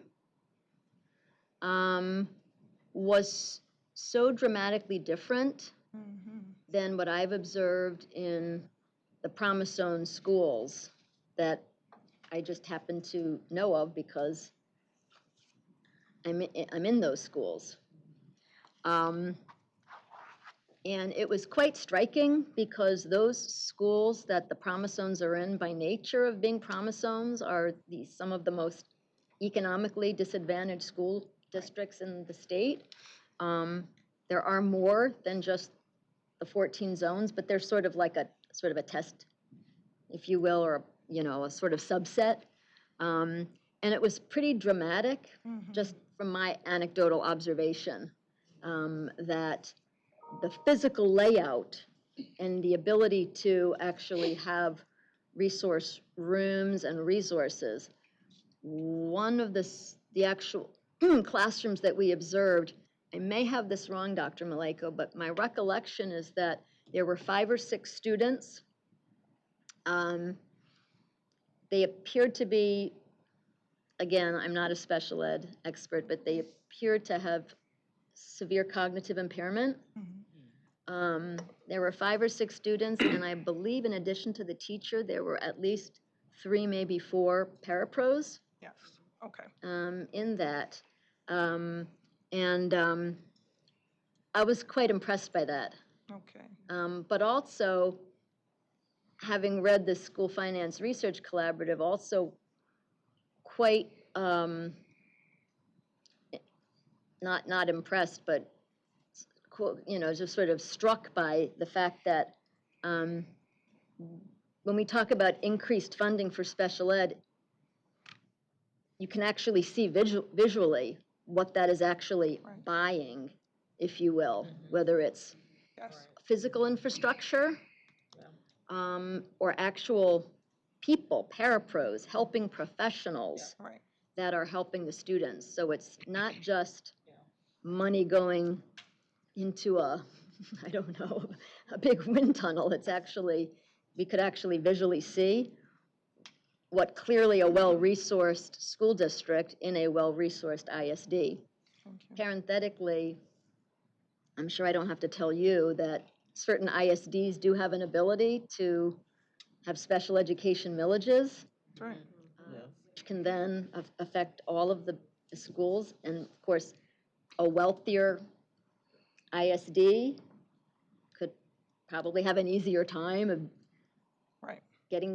going to the taxpayers for that kind of money that maybe a less resourced or even a rural ISD simply can't do. So I thought that was really, I think that's something to sort of uplift. Thank you. Let's see, going to, let's see, alternatives. Oh, I know what I wanted to ask. There's, I think maybe it just is me, but I'm still a little confused about the certificate of completion versus the full diploma, I'm sorry, the diploma, okay. Yes. And could you just sort of explain to me, is that something that the IEP team sort of decides on That's on a correct. yearly basis? And then I think if that's happening, why is that considered a bad thing for, let's say that the student has severe cognitive impairments, and the certificate of completion is what's the best for that student to show growth around certain factors? Why is that, I mean, isn't that what's appropriate for that student? And Yes, why ma'am. is that looked at, or is it, maybe I'm just misinterpreting it, but it seems to be there's some notion that, too many students are getting certificate of completions rather than high school diploma. Yes, I'm just confused. So, yes, Ms. Lipton, thank you for that question. A certificate of completion or a high school diploma is considered a course of study in the individualized education program. And you're right, that is determined by the IEP team based on the data they're considering during that IEP meeting. And that course of study has to do with, is the student capable and is it appropriate? And so we brought the term FAPE to you because the key word there is appropriate, right? And so that's determined by the data.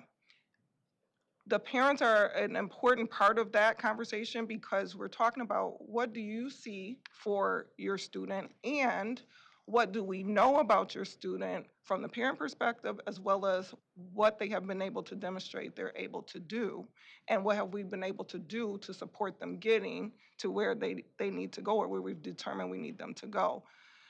The determination of course of study, whether they're on certificate of completion or high school diploma, has to do with their ability and determination by that team. However, it is not relegated to a particular student's area of eligibility. I want to be really clear about that. So what I'm saying is, if a student is determined to have a cognitive impairment, there is a range of cognitive impairment. It is not all encompassing the same.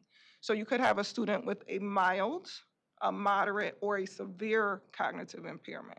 And so we have to be careful not to say, oh, you know what, they're eligible under cognitive impairment, CI.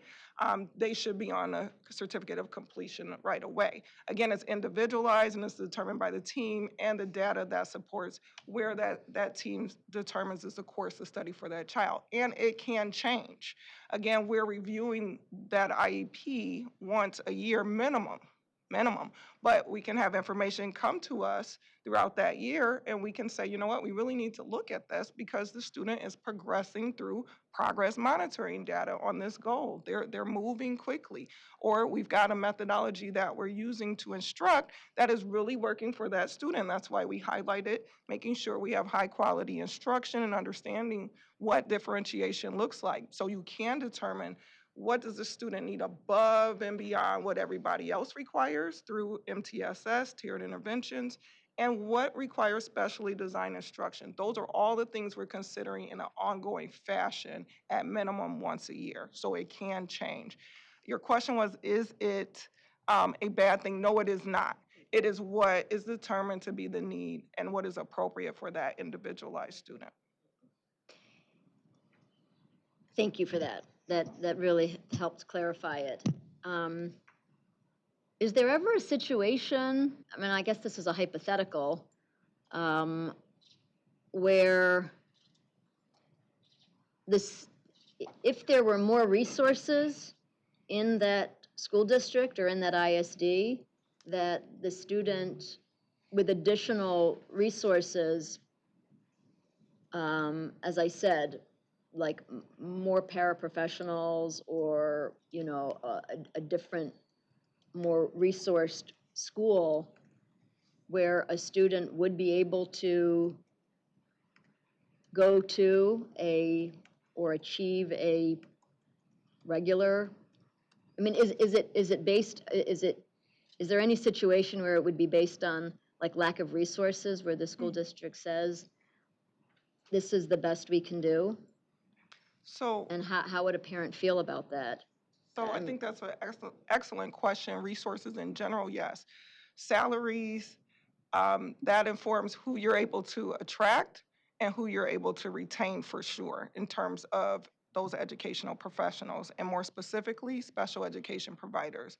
We could talk about the need to reevaluate students, which determines if a student should remain in their current area of eligibility and or if they should remain in their current program or their least restrictive environment, as you saw the continuum with the different program options.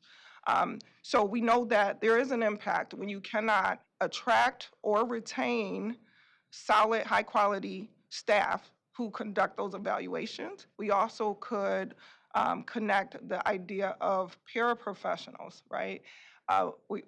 The pay for most districts right now for paras and teachers, we have to look at that. How does that attract certain people? How do you retain those people if they can't make a viable living, right? If I have to find something else to do. And you're right that does provide students an opportunity to engage in the general education curriculum and those general education spaces when I have someone to support me. However, there is a caution there because paraprofessionals are a part of the consideration of the continuum of FAPE.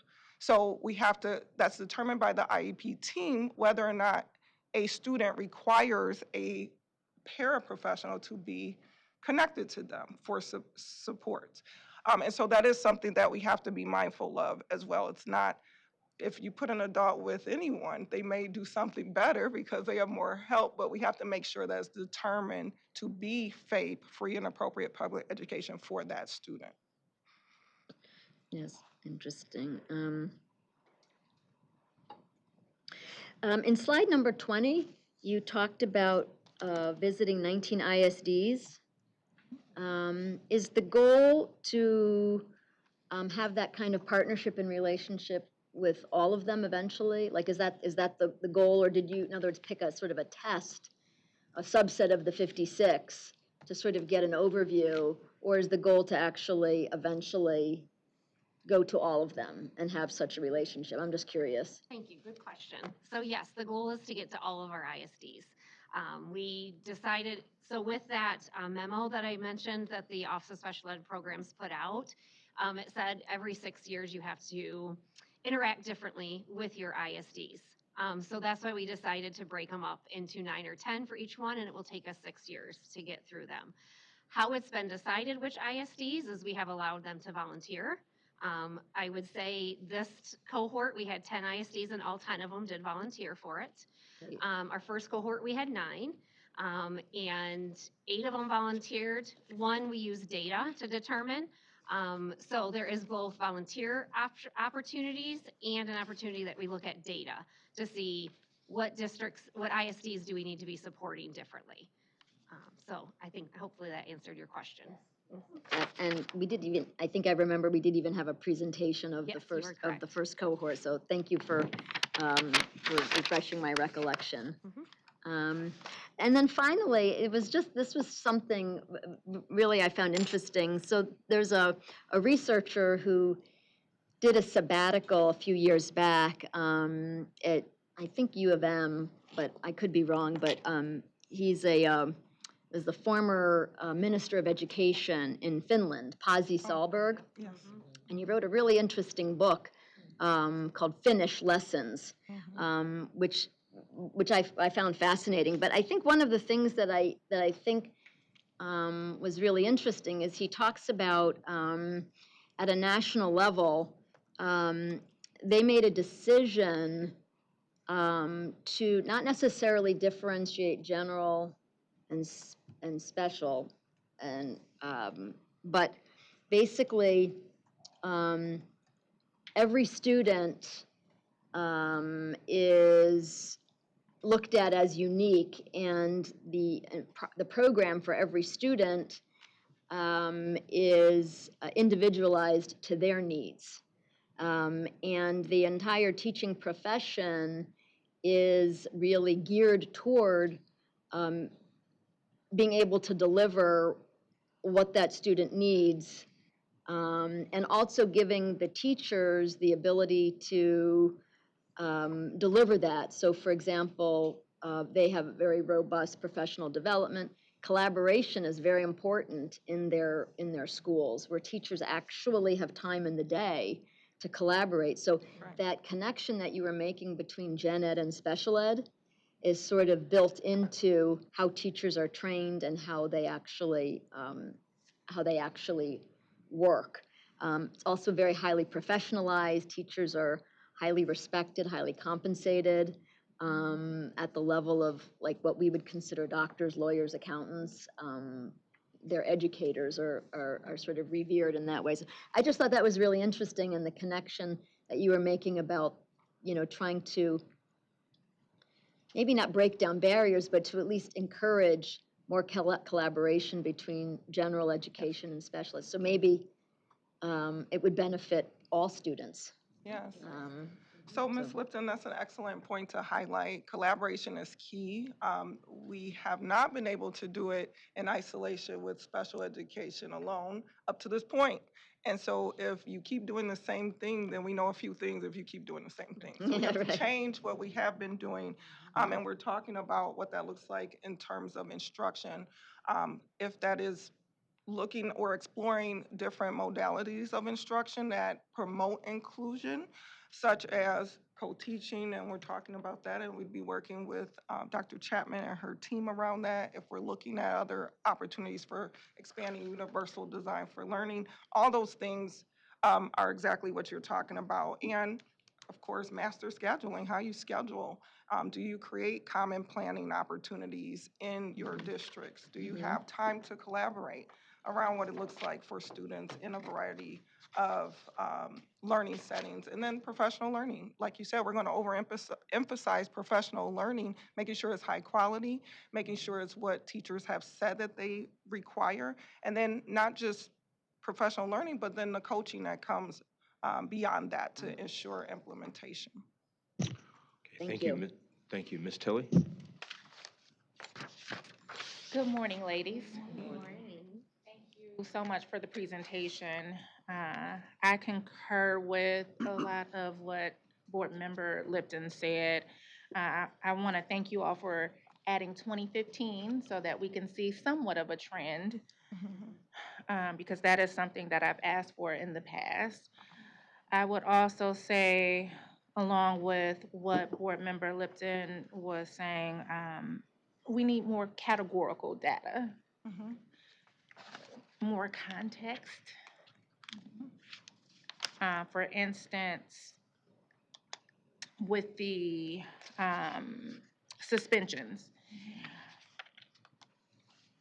how many days of suspension does it start to affect them if it's 1 day as well as 3 days or 7 days? Does the time frame make a difference? And that's just one thing. National data, in addition to when she mentioned state data. So where are we at nationally so that we can see a comparison with where Michigan is. Um, peer approach, the peer pros. Um, one of the issues, again, is compensation, but not only that, training. Most peer pros Absolutely. don't get training, and we talk about PD for our educators, but what are we going to do to help train and support peer pros as they're in the classroom, not just show up, here's your assignment.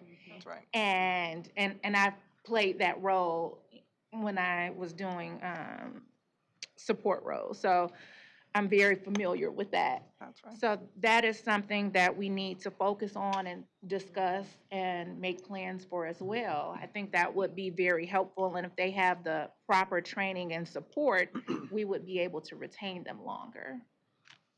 And then I wanted to know more. One of the questions I was going to ask was the timeline and so, for implementation. And so you all said 6 years.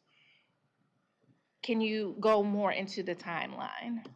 And 6 years seems like a very Yes. long time, especially with the state that we're in when it comes to special education. Yes, I do think I need to make a distinction there.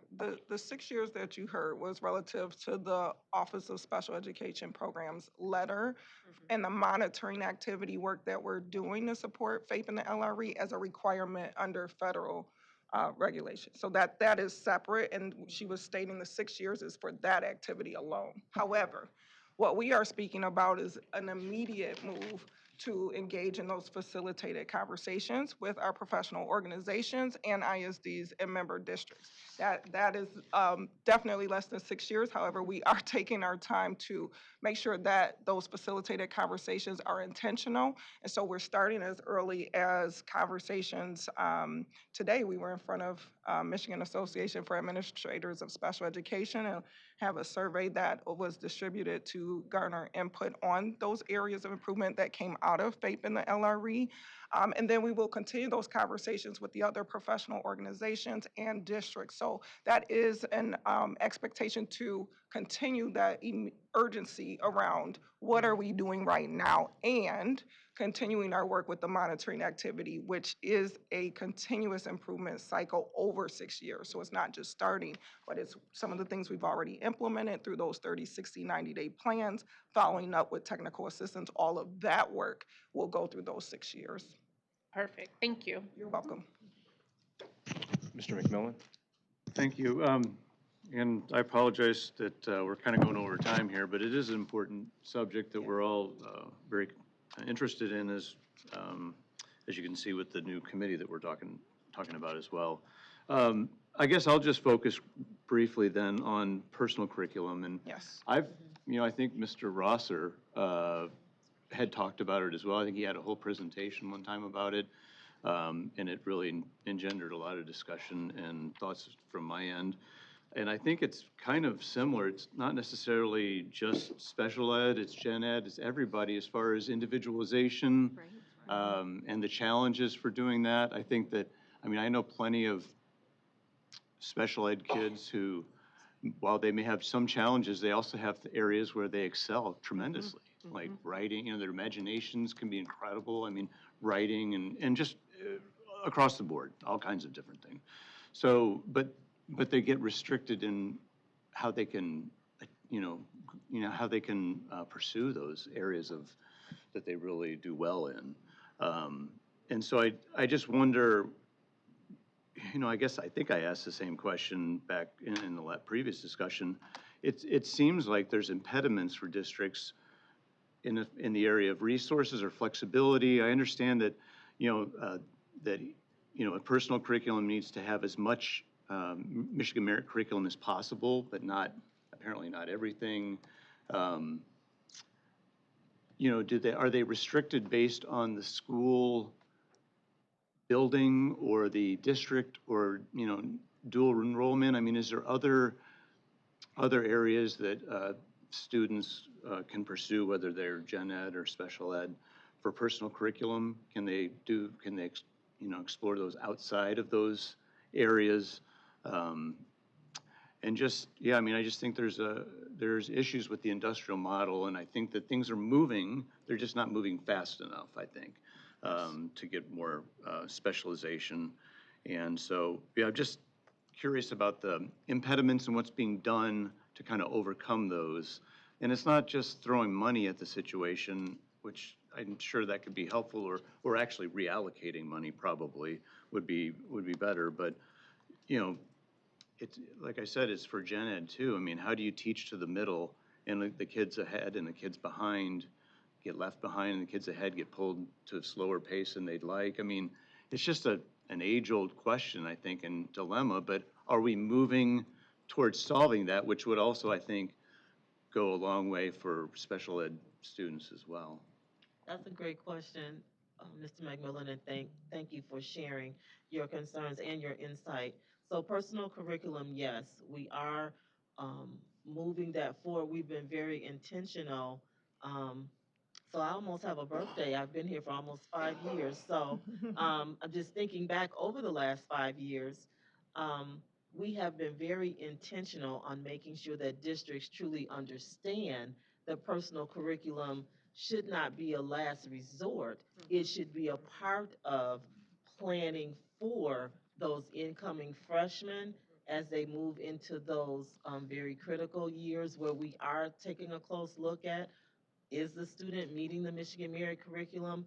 If not, what are the barriers and how can we personalize that learning through engagement?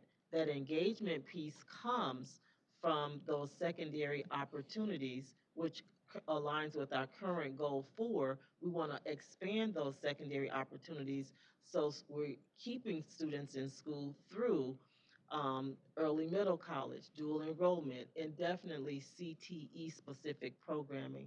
So all of those options, yes, Mr. McMillan, can be a part of the personal curriculum. So the personal curriculum is not dwindled down to let's just see how we can count and measure if you are mastering the content standards, but what experience can you have through personal curriculum?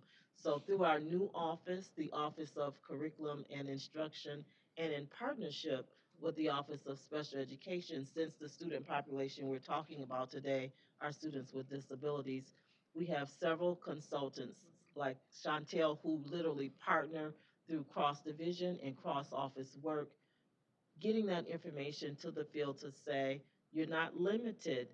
Let us help you break those barriers so we can remove the impediments and offer those opportunities so students are not dropping out, but they are engaged in making it across the finish line to graduation. Okay, and I guess just one follow-up. So, and I think Mr. Rosser had talked, maybe it's this alternative education that kind of envelops this, but like, are there ways outside of the building, outside of the dual enrollment and those things you mentioned, but can a student, as part of a personal curriculum, say, I love the outdoors and I'm going to learn science somehow on their own, or you know, I mean, how far can they expand this, or, you know, I don't know, just, you know, I mean, a lot of it can be going to the park and learning a lot about science. I mean, maybe they just happen to be really good in nature. Are they able to just go out, do other things, somehow control? I don't know. Is it because there'd be no oversight or no supervision, so you can't do any of that? Or is there any ways to push the envelope? I just, and not just nature, but just other ways outside of the traditional, you know, cohort classroom settings, whether it's at the school or even, you know, dual enrollment or any of those. Is there things outside of those that they're looking at? So reflecting on the years that I was a high school science teacher, Mr. McMillan, there are opportunities where in which a student through an independent study, through that independent study, the student would still need to be assigned to me as a teacher who then connects the student with a partner or a business, such as Spinner Nature Center. But that can be an opportunity if that is the opportunity that will keep the student engaged. And so it depends on capacity and knowledge at the local school district level of what the flexibilities are to keep the student engaged. So it's a possibility, yes. You're welcome. Ms. Tilly? I was going to add on to what Board Member McMillan was saying, that what you're describing is project-based learning and self-directed studies. And that's something I've talked about previously at the table. And I think that it's an excellent model. And I was hoping during COVID, we were shut down statewide for a lot of it. And I was hoping that we would be able to pivot in education and make some improvements and adopt new models or different models than what a lot of our districts are using now, um, so that we could move more into project-based and self-directed studies where children could not just be forced to learn, but have options and autonomy, and that they could, love what they're learning. So, thank you. Thank you. Dr. Pugh? Yes, and I too apologize, but this is a very important discussion. And the information that you gave to us, though, I mean, when you look at some slides, for sure, the data is startling. And it's startling in that you usually don't get this clear of a picture of cause and effect.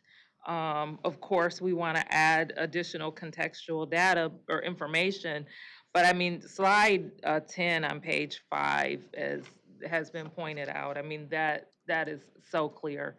And we've talked about these issues in various communities, but when we look at seclusion, I mean, it's not just in a classroom. I've seen where students have been separated from activities. In my community, a big issue has been students not being able to participate in their prom. That has led to a snowball effect. But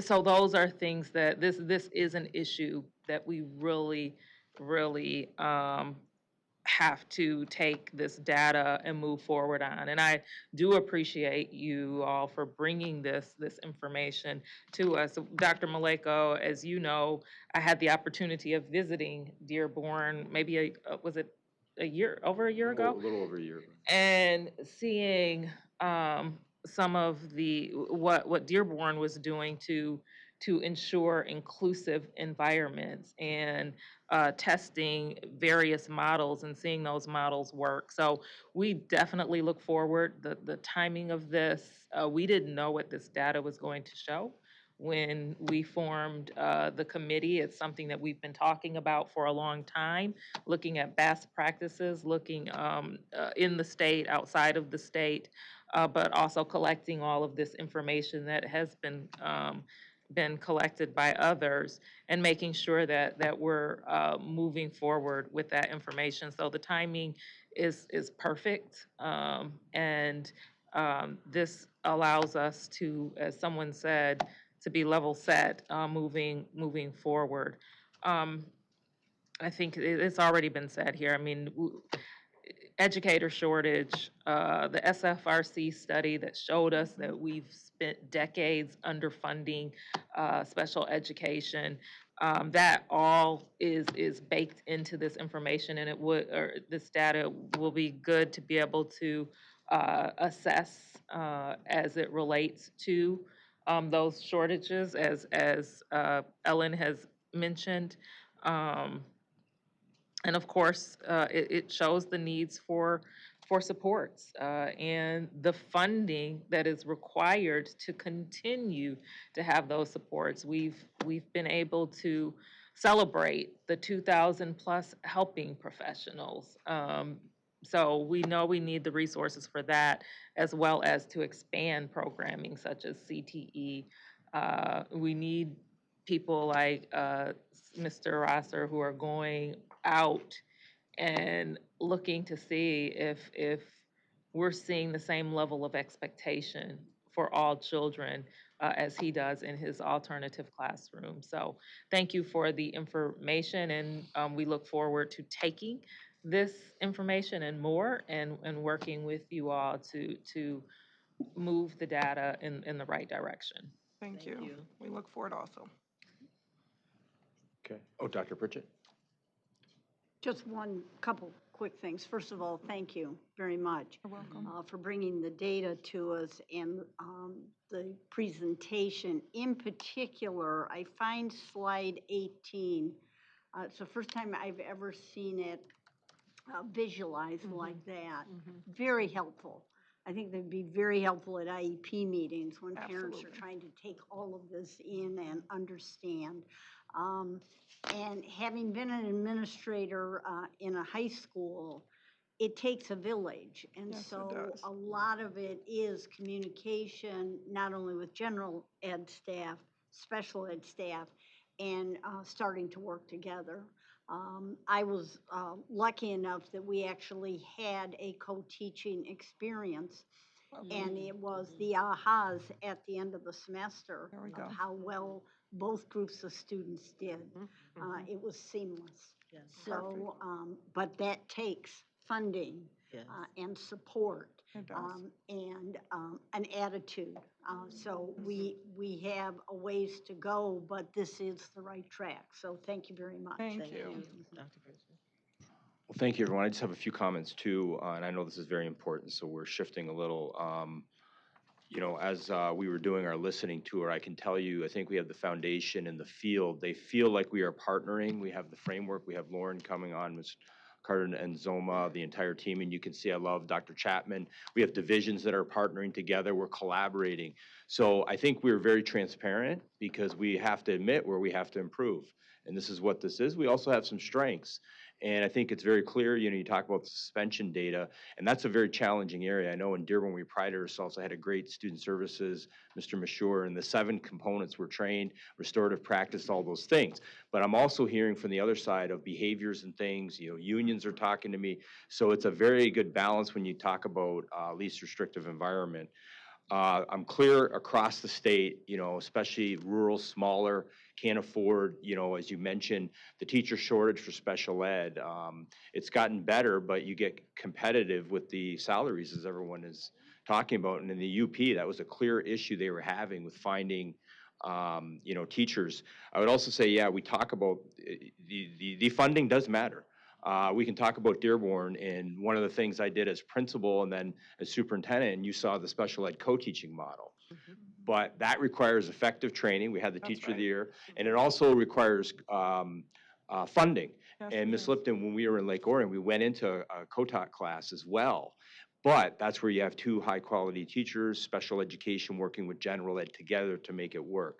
So you have to have that tied, and that's, I think, one of the reasons why we were up here when I was with Dearborn presenting last year.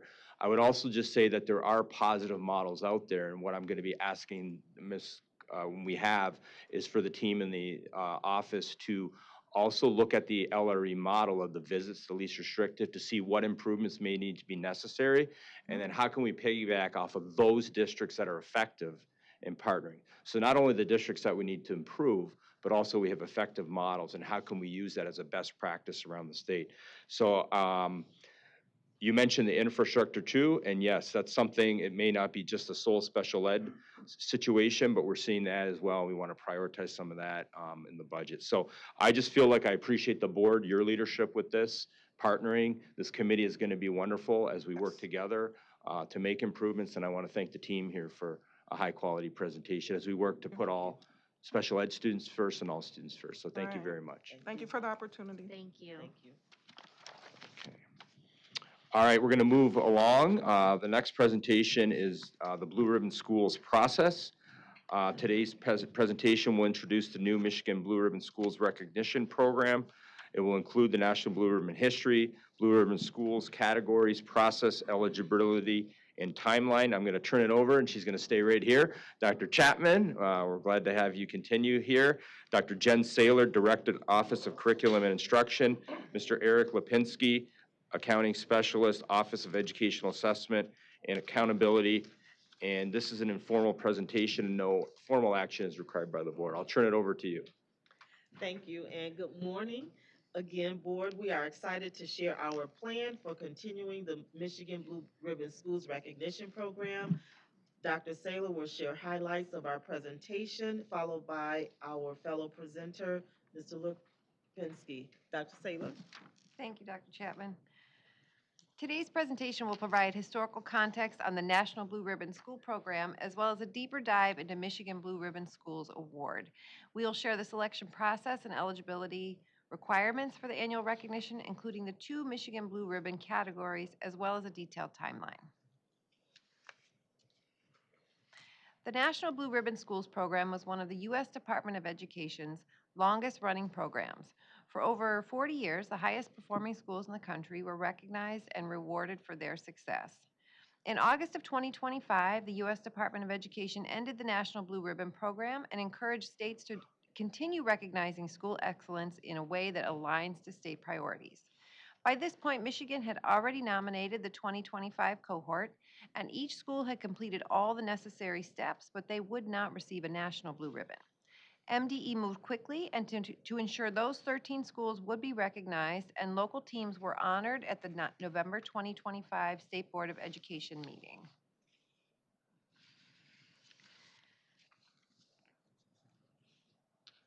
Moving forward, Michigan will continue to honor public schools on an annual basis, a joint effort by the Office of Curriculum and Instruction and the Office of Educational Assessment and Accountability. A new process was developed that could stay true to the high expectations of the national award, while also adding a second category that will recognize schools that are closing the achievement gap.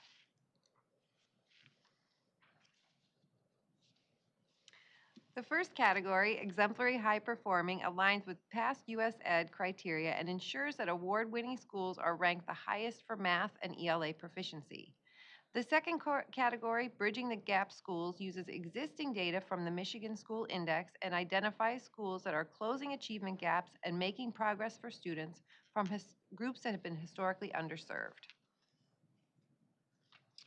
So up to 20 buildings each year will be named Michigan Blue Ribbon Schools. Of those 20, up to 13 schools that have met the building performance criteria for math and ELA will be named exemplary high-performing schools. The primary criteria for being named exemplary high-performing is being in the top 15% of schools statewide, with each student group's performance in the top 40% statewide for ELA and math combined proficiency.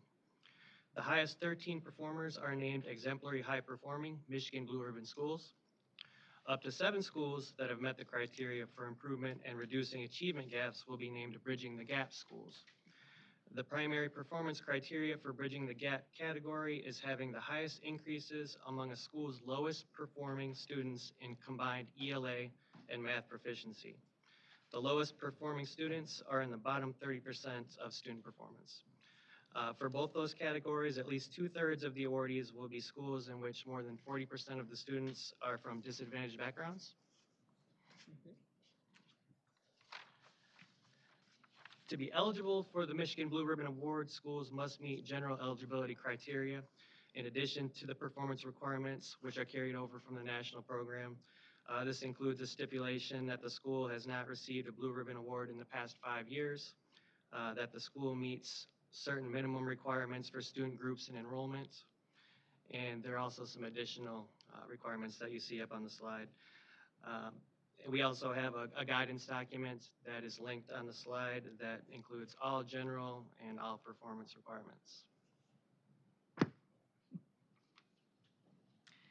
And finally, this timeline outlines the 2026 award year and culminates in November when school teams will attend a State Board of Education meeting to share their success stories and receive their well-deserved award.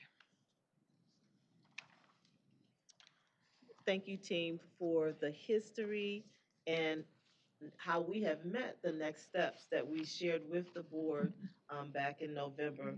Dr. Maleko, we really appreciate your support of us taking this on once it was discontinued at the federal level, because we want our schools in Michigan to know that not only by Blue Ribbon, but just in general, we appreciate, we value them, and we thank you for this opportunity. Thank you. Thank you, Dr. Chapman. Dr. Pugh? Thank you for doing this. It just still just makes absolutely no sense to me, and I'm sure everyone around this table, or most of us around this table, that this recognition has been removed. We should be celebrating our educators, and you all have quickly pulled this together to ensure that that's happening.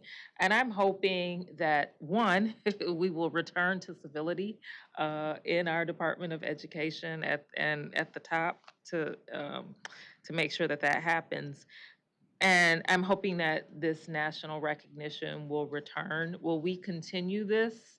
If it does, and then number two, is there any way that we can retroactively still support those schools? Because I'm speaking, um, I subscribe to the Bible, and the word hope in the biblical sense means when it happens again, will we send people back to be able to be recognized on a national level?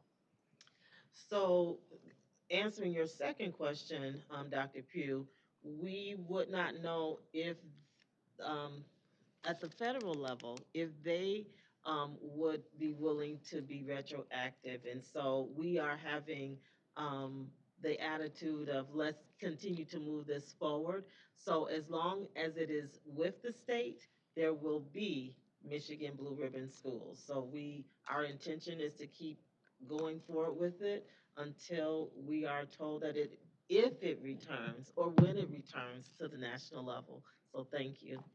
Hopefully, we will just make a note of that and be able to hope to advocate and support For the our, national yeah. recognition. Thank you, Yes.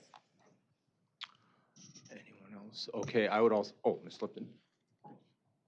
Just one quick question. So, just thinking about your presentation and then also hearing the presentation from our Region 9 Teacher of the Year, is there any thought built into the program, since it can now, sort of be fashioned the way, the department envisions it, is there any thought at sort of inviting the Blue Ribbon schools to sort of, mentor or sort of partner with maybe a partnership district, or sort of like a, collaborative model that, we're pulling for you. We did this, and, we're here to tell you that it can be done. Just out of curiosity, is that something that you guys have thought about or contemplated? We have not thought about it, but I love the idea. It's very similar to demonstration classrooms, but beyond the classroom, our Blue Ribbon schools could be model or demonstration schools. So thanks for that, Ms. Lipton. We will definitely take note of that. Thank you. Thank you. I would also just mention too, I really appreciate Dr. Chapman, because you started this prior to me coming, but I knew when it was eliminated last year back in September. And I understand the value because I had been there 6 times with our school at the local level, and it's such a positive for the schools, for the teachers. They get recognized. Everyone feels a part of the team. So the more we can recognize, the better.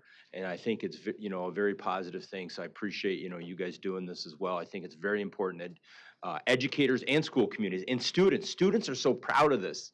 When they get this award, oh my gosh, they create videos and all sorts of things and banners, and it's just such a positive thing. I would say too, it was quite an honor to go to Washington to have that recognition, but that also is up to how they would implement it at the. But I do think we need to recognize more, and I'm pleased that we've expanded it here in Michigan. We'll continue to look. One of the things they did too when you go there is they put on like a conference, so they were learning. So it was a sharing of best practices, and there was kind of a network of blue ribbons. So we could consider something, of potential. I'm not saying a conference, but something to connect people, just like the early warning intervention model that we're implementing for EWIMS with, showing best practices and connecting. So I think it's a great idea to consider it. So Yes, thank you. thank you. Okay. Oh, Dr. Pritchett, sorry. No, as I'm looking at your timeline here, so schools currently are applying through the portal. Based on the timeline, yes. Yep, it's already started, yes. Okay, and we thank you too for you made up some time for us here with adapting with your presentation. So, because we know the special ed was very, very important, and we knew that was going to go a little longer most likely. So the time is now 12:03. The committee of the whole is recessed for lunch. We plan to convene at 1 p.m. Thank you.